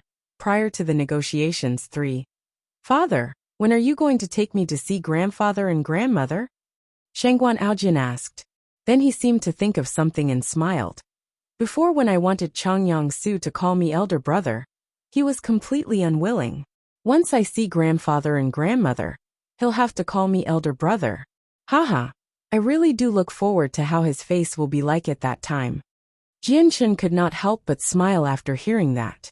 He looked at Shangguan Aojian gently and said, Once we leave Three Saint Island, I'll take you to the Changyang clan. Then Jianshan turned towards Shangguan Mu'er and said, Mu'er, you should come along as well to see my parents. A sliver of eagerness appeared in Jianshan's gaze. Shangguan Mu'er remained silent. There was conflict in her eyes, but she still ended up gently nodding after quite some consideration. Jianshan was immediately delighted when he saw Shangguan Mu'er agree. According to his understanding of Shangguan Mu'er, she would have declined without any hesitation if he brought it up in the past. Now that she agreed, it meant that she really had changed quite a lot across the years. There are just 2 years before the day you decided on with the Spirit King will arrive. Have you made up your mind about the matter of territory? How much land do you plan on giving to the world of Forsaken Saints? The topic of the conversation changed, and Shangguan Mu'er mentioned the matter of land to Jianshan. Jianshan shook his head gently. Even until now, he still had not made up his mind about just how much land to give to the other world. This matter would affect the sea race, 100 races, and magical beasts as well, so he needed to discuss it with the respective leaders. Father, I wandered the Tianyuan continent often in the past few years, because the Tianyuan continent was going to give up some land to the foreign world. I specially went to the places that were about to be handed over. I found that more or less half the people who lived there were against the matter. There were even some people who had become determined to protect their homelands, contacting other clans and sects who shared the same mentality to form a group. These people planned to stop the arrival of the foreign world. They would rather die in battle than give up their territory. After all, These sects and clans have remained in the same place for many years already. Some of their ancestral homes are there as well. So getting them to leave will be very difficult or even impossible. They won't waver even in the face of wealth enough to sway countries, said Shangguanaojian. Jianchen frowned when he heard that. He immediately expanded his soul and enveloped the entire Tianyuan continent in a single moment. At that moment, the countless people who lived there were all under his observation. As expected, he saw countless humans who were about to face relocation on the lands that the world of Forsaken Saints had demanded. There were sects, clans, and even a few rather powerful countries. They had clearly already formed an alliance, all flying flags of the alliance. They were all ready to die for their cause. Among the countless people conversing, Jianchen learnt from a few people that most of them had no ill will towards the sovereigns making the decision. They were just extremely reluctant because they had been born and grew up on their land. The land was also property and heritage that had been passed down across countless years for them. If they had to relocate just like that, it would basically mean that everything they had built up across the generations would be lost. Even though the sovereigns had promised to make it up to them, even though they knew the great sacrifices the other world had made against the crisis of the world, it was not enough to waver their determination of remaining on their territory, because it was their home. At the same time, Jianchen heard some satisfaction from a few people towards the decisions of the sovereigns. There was even resentment, but not a lot of people were like that. Jianchen also saw a few generals speak emotionally to their armies in a few kingdoms. Without any exception, what they spoke about was protecting their homeland. They were determined to fight the cultivators from the world of Forsaken Saints to death. Jianchen sighed when he observed this. There were quite a lot of human cultivators, amounting to a rough sum of several billion. If they all planned on remaining on their land, an unprecedentedly intense war would erupt against the world of Forsaken Saints. The losses would be so great that it would be unimaginable. After all, the Origin Realm experts on the Tianyuan continent did not possess absolute control over the countless people on the Tianyuan continent. Even though they were respected and revered, once they did something against the interests of people, there would still be people who would stand forward to protect their interests, regardless of if they were sovereigns or if they could wipe out the people with a wave of the hand. They would protect their homelands, and even death could not make them change their minds. Jianchen's soul continued to expand, directly enveloping the territories of all four races. He discovered that the same thing was happening with the magical beasts and the sea race. Many of the organizations in the two races had joined together, unwilling to give up their land. Only the 100 races remained rather peaceful, without any signs of resistance or objection. The entire 100 races, ranging from saint emperors to ordinary people, all followed the war god. Anything he said was like an edict from heaven. None of them would object the war god's decision. This was because the 100 races was originally one that possessed faith. Their faith lay with the current war god Tai Ta. Jianchen, there are still 2 more years before the negotiations. Have you made your decision? Tai Ta's voice rang out in Jianchen's mind when his soul enveloped the 100 races. Jianchen did not try to hide. He told Tai Ta everything he saw. Sharing territory with the foreign world was no longer as simple as it seemed. Jianchen, you should know about the true identity of the elven god tree. God King Adriana once told me to pull the people from the world of Forsaken Saints to my side. They're actually spirit sages. The spirit sages are a large race and clan in the higher world. They have quite the heritage. Tai Ta's voice rang out. The two of them were conversing through their souls, from several tens of millions of kilometers away. The spirit sages? Jianchen became stunned. He did not know about the spirit sages, but he did know about the god clan that Tai Ta came from. According to the sword spirits, he learnt that the god clan was a peak clan in the saints' world. During their age of glory, it was no exaggeration to call them the greatest clan in the saints' world, because the grand prime of the god clan back then was the greatest expert in the saints' world. Even the greatest expert of the immortals' world, the Nirvanic immortal Exalt, was not his opponent. Since the spirit sages could raise the attention of the god clan, their power was evident.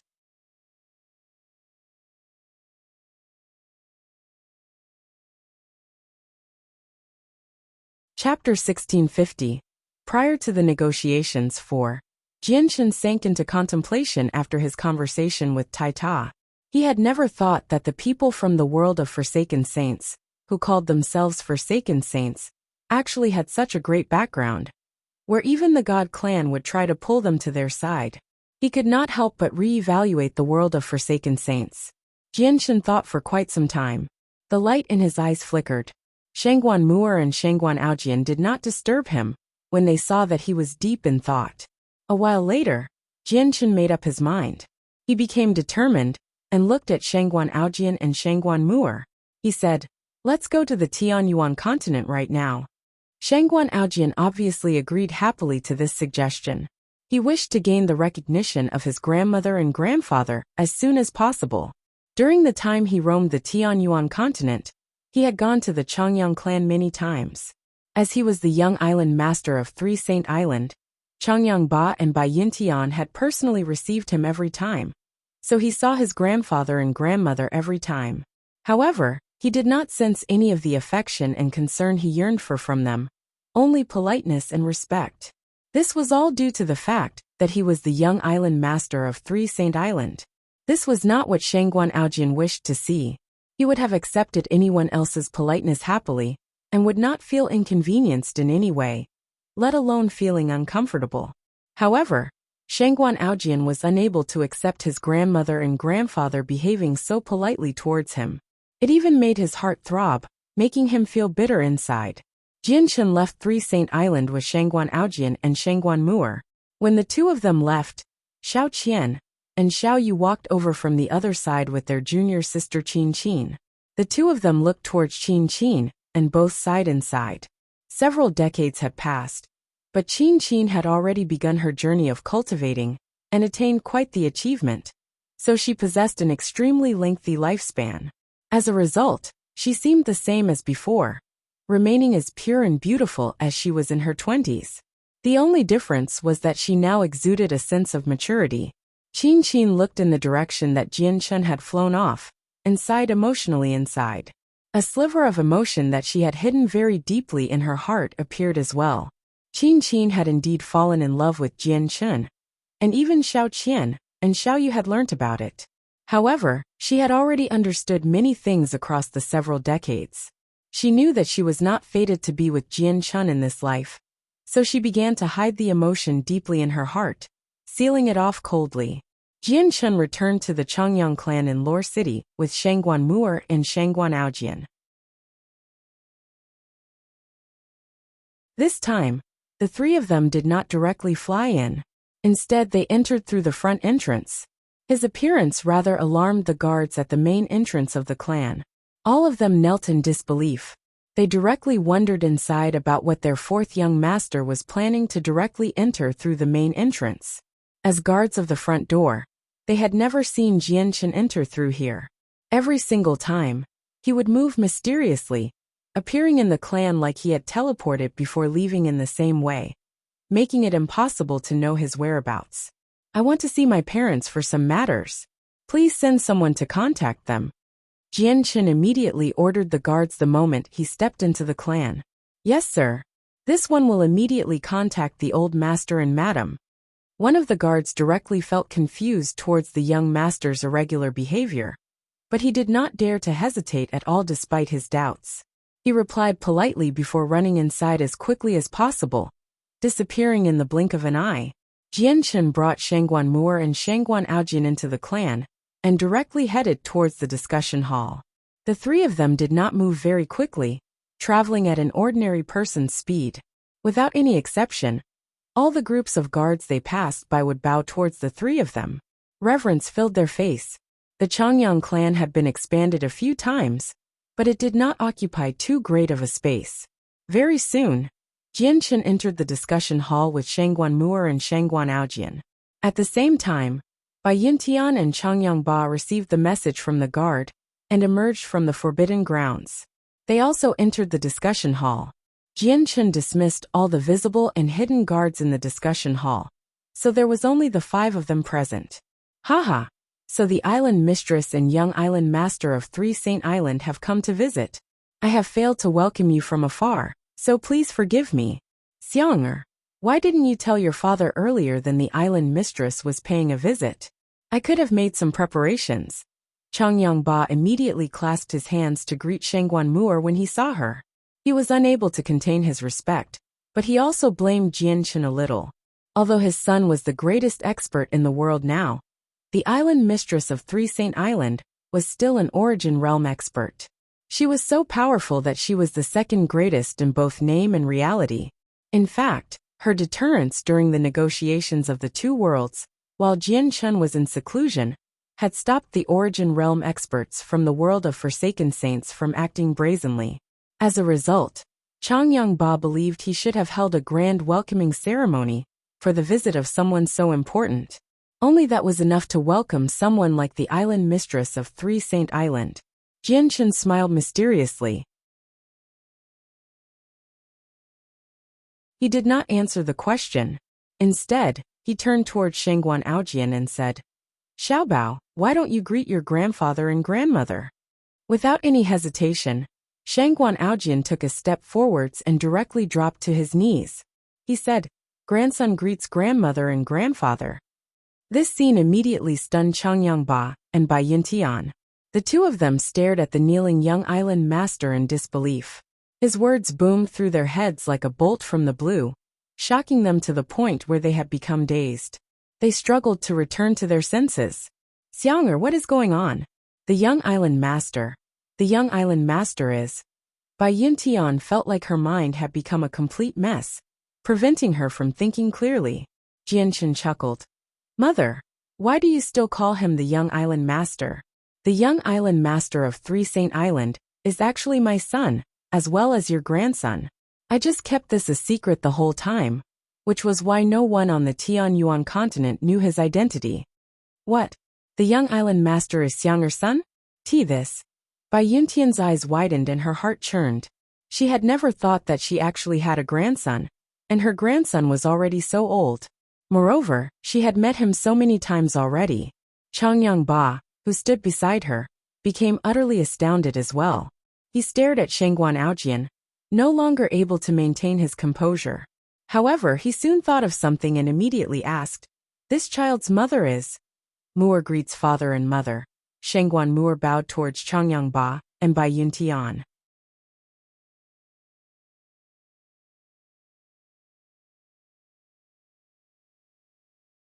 Chapter 1651. Prior to the negotiations 5, Changyangba and Bai Yintian both became stunned. They stared at Shangguan Mu'er in a daze. At that moment, they found that their minds had stopped working. The island mistress of Three Saint Islands' name was thunderous to their ears. Back when Jianchen was in seclusion, and the origin realm experts of the two worlds were negotiating, the origin realm experts that belonged to the Tianyuan continent's side were absolutely filled with fear. In order to avoid any conflict with the foreign origin realm experts, they had set the location of negotiations to the city lord's estate in Flame City. This was an indication to just how pressured the origin realm experts of this world felt when the origin realm experts of the other world remained here. During the negotiations, the origin realm experts on the Tianyuan continent's side could see the fear for the island mistress of Three Saint Island from the foreign origin realm experts, which allowed them to understand that the foreigners would not speak brazenly or try to intimidate them during the negotiations. This was not because of Flame City, but because of the island mistress of Three Saint Island. After all, Flame City would only stop Xiongzhong's group from fighting and destroying the place. If the outcome displeased them, they could have used threats, or even just intimidate the representatives of this world. There was no need for them to act so politely and fearful. The true deterrence was the island mistress of Three Saint Island. Although Changyangba and Bai Yuntian never took part in the negotiations, they knew a lot of the details due to their unique identity. As a result, the couple felt respect from the bottom of their hearts for the island mistress of Three Saint Island. Even though she was not as powerful as their son, Her existence was enough to deter all the origin realm experts from the foreign world aside from the Spirit King. Yet in that moment, the island mistress who they respected so much was actually calling them mother and father. It was just too shocking, shaking the depths of their old souls. Why, you're actually the child's mother. Changyangba only recovered after quite a long while. He immediately stared at Shengguan Mu'er with shock and disbelief plastered across his face. He would have never even dreamt of something like this. The female sovereign who he respected so much was actually his daughter-in-law. Shengguan Mu'er glanced at Shengguan Aojian and nodded gently as she saw how shocked the old couple had become. Changyangba immediately gasped after receiving her confirmation. His heart beat extremely heavily at that moment. As a matter of fact, his heart had never beaten so quickly. They felt even more shocked now than they felt when they learned that their son was no weaker than the Spirit King. So you're actually my grandson.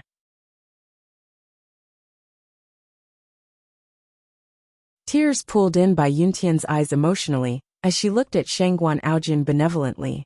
She could not help but clench the pouch of fragrance that Shengguan Aojian had initially gifted to her tightly. Shengguan Aojian had personally made this pouch of fragrance. He had used large quantities of precious heavenly resources. The value of the heavenly resources was enough to shock countless people. Only now did Bai Yuntian learn that the pouch of fragrance was actually a gift from her own grandson. So her value of the pouch of fragrance soared several times over. There was obviously no longer a need to keep Shengguan Mu'er and Shengguan Aojian's other identity a secret. Very soon, this stunning piece of news spread across the entire Changyang clan, shocking them all. The most shocked person was Changyang Ke. He could only sigh emotionally inside. Soon afterwards, the news spread across the entire Tianyuan continent like wildfire. It had even spread across the 3 other races, surprising everyone in the world. Countless people sighed in amazement. In Flame City, a young girl passed through the bustling streets with a young boy, constantly moving from shop to shop. Whenever she saw something that caught her eye, she would buy it without any hesitation no matter the price. She was so extravagant that the descendants of many large and luxurious clans could not help but sigh. The 2 people who seemed like siblings were 2 of the 3 origin realm experts who guarded Flame City, Xiaojin and Xiaoling. However, they had currently changed their appearances, so only those who knew their behavior and habits very well could recognize them. Conversations about Shengguan Aojian and Shengguan Mu'er's other identity were littered across the city. Obviously, the 2 of them had heard about it as well. The young island master of 3 Saint Island is actually Big Brother's son, Xiaoling murmured. She thought a little before saying to Xiaojin, Brother Xiaojin, let's go to the Changyang clan. All right then, Sister Xiaoling. Xiaojin sighed a little. He was completely helpless. As a spirit of the attributes, his body grew very slowly, but his mind was unlike Xiaoling's, permanently unable to grow. As a result, although Xiaojin seemed like a young boy, he was already as mature as an adult. However, no matter how mature he was, Xiaoling always treated him as her young brother, pulling him everywhere. At the same time, a young man sat in the forbidden grounds of the city lord's estate, cultivating there. Dense origin energy circulated around him, and a tremendous pressure would radiate from him from time to time. The young man was the white tiger in human form. Unlike Xiaojin and Xiaoling, he worked extremely arduously on his cultivation. He did not spend a single moment on pointless things. He basically spent his entire time cultivating. Apart from spending some time with his mother, he would not pause unless something major occurred. At this moment, the white tiger's eyes snapped open. At the moment he did that, the space before him shattered, being reduced to void. Just his gaze alone had surpassed the limits of the space in his surroundings. Compared to the past, his strength had clearly increased. The young island master of 3 Saint Island is actually my elder brother's son. I need to go congratulate him now that this has been announced, the white tiger murmured. He soon vanished. Taita currently sat on the throne in the War God Hall. He radiated with a dense golden light. The light permeated the entire divine hall, as if it had fused with the golden divine hall. Over 20 Saint Emperor Hall elders sat below the throne. Every single one had their eyes closed. They were also cultivating, absorbing a tiny portion of the golden light from Tai Ta. Suddenly, Tai Ta's eyes snapped open. The dense, golden light around him gradually dispersed as well before vanishing completely. The entire divine hall returned to its previous state. The hall elders beneath the throne all stopped cultivating at the same time. They opened their eyes and looked at Tai Ta politely. Prepare rich gifts. I'm going to the Changyang clan. Tai Ta chuckled aloud and stood up, passing down orders. Yes, sir. I'll go prepare them immediately. A hall elder immediately replied and left politely.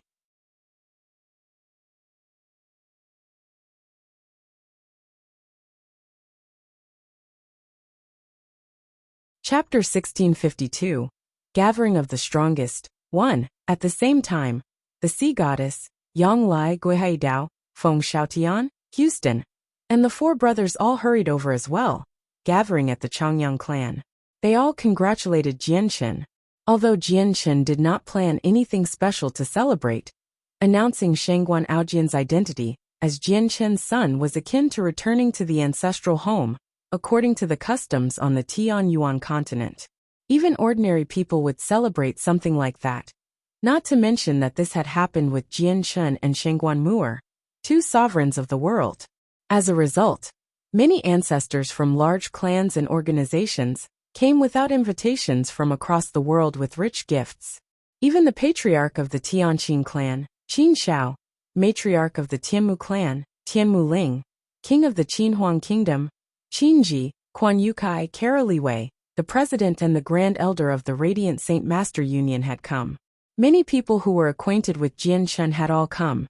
In the end, Changyang Ba and Bai Yintian could only decline Jianchen's request of not celebrating the matter. They ordered a large banquet to welcome the guests. Everyone dispersed after the celebrations, but the four brothers remained. Jianchen knew what the four brothers were looking for. After greeting them, he took them out of the Changyang clan and directly led them to the center of a desolate mountain range. There were a few magical beasts living in the mountains, but they were not particularly powerful. The strongest was only at the 6th class, so the powerful presence that the four brothers unconsciously radiated immediately scared these magical beasts away when they arrived. Jianchen extended his right hand, and a finger-sized tower suddenly appeared. Sword slashes covered the tower, and each slash shone brightly. It formed a powerful sealing force, keeping the two sealed. This tower was the treasure from a higher world that Jianchen had found in the Sea of Despair, the Anata Grand Prime's Anata Tower. The four brothers immediately stared at the tower when it appeared. They were interested as well as confused. This was because the four of them felt a sense of familiarity and unfamiliarity from the tower. The reason why you've come to find me is probably because of this tower, right? Jianchen stared at the four brothers and said calmly. The four brothers said nothing. Their attention was completely devoted to the Anata Tower. They were drawn in by it. With a single movement from Jianchen, the Anata Tower in his hand was thrown into the air. Then, under Jianchen's control, the tower rapidly expanded in the air, becoming something several thousand meters wide, reaching into the clouds in the blink of an eye. Boom! The Anata Tower struck the ground heavily after expanding. With a heavy rumble, the entire ground shook.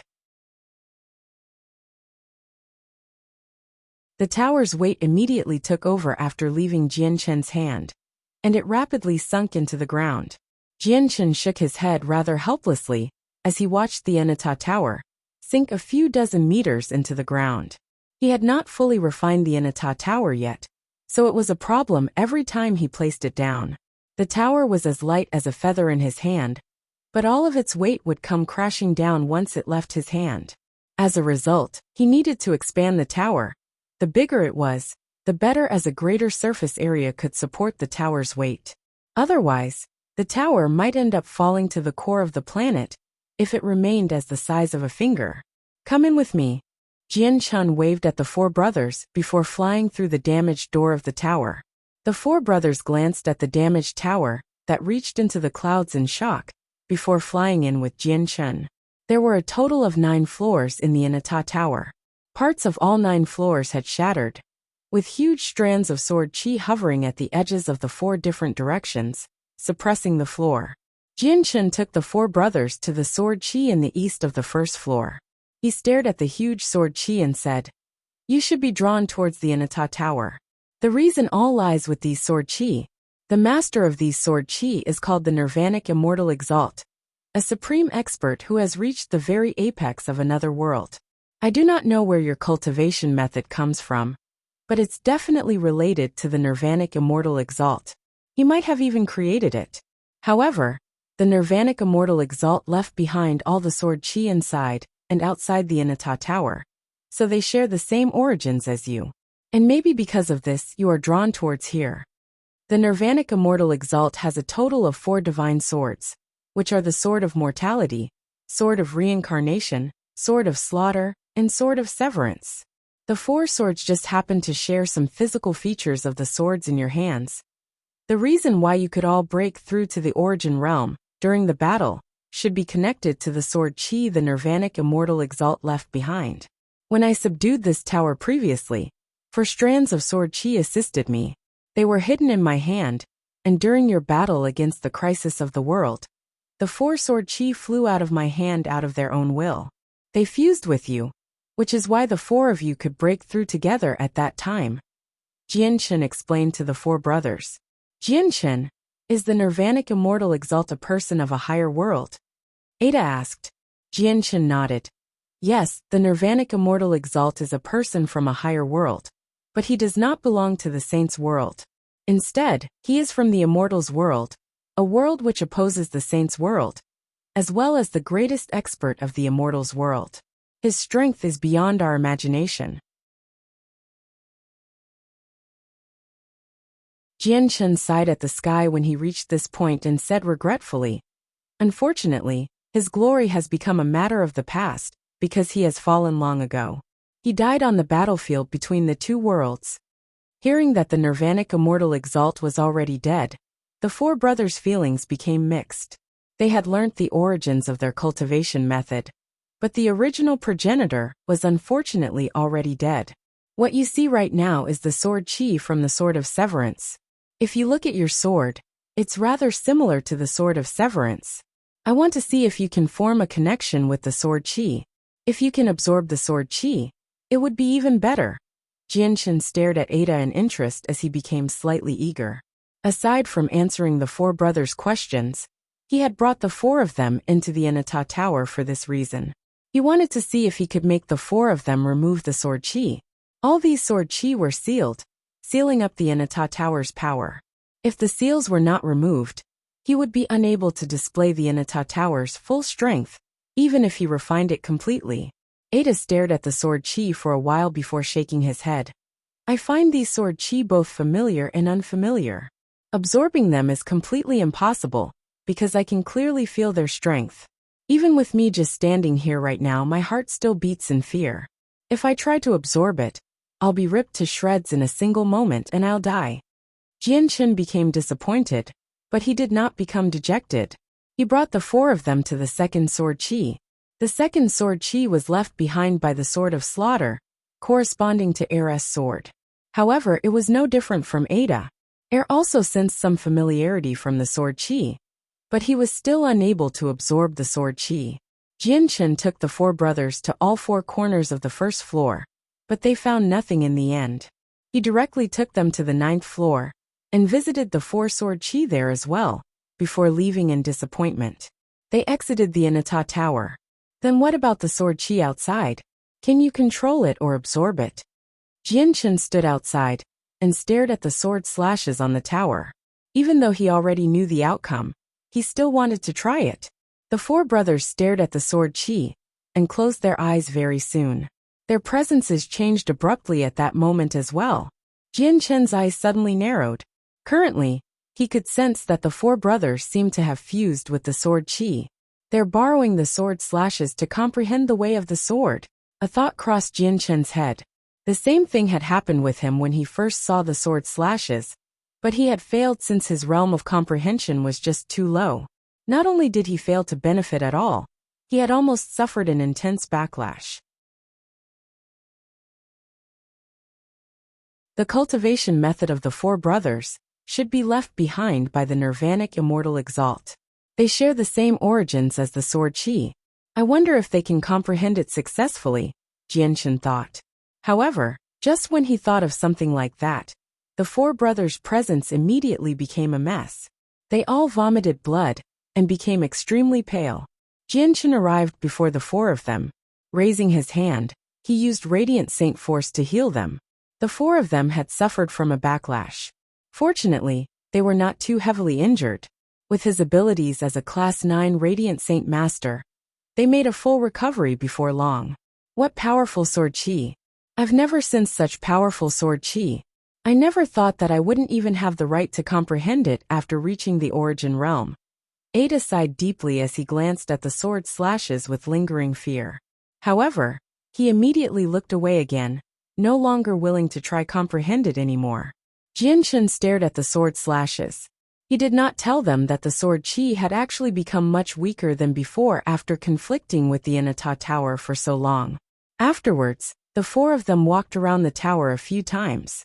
The four brothers had also flown to the very top of the tower. They saw the four slashes which were missing sword qi, but they did not benefit from anything at all in the end. Jianshan, you've already answered our queries. If there is anything the four of us can assist you with in the future, please let us know. We will do everything we can as long as it's within our abilities. Farewell. The four brothers clasped their hands at Jianshan and left together. You're tuning in to the Li Mei's Wuxia Whispers YouTube channel. We're so grateful for your support. And don't forget to subscribe to join us on this incredible journey through captivating stories. Your generosity through donations truly makes a world of difference, as it's the primary source of revenue that allows me to expand and enhance this channel for you. Thank you from the bottom of my heart for being a part of this adventure.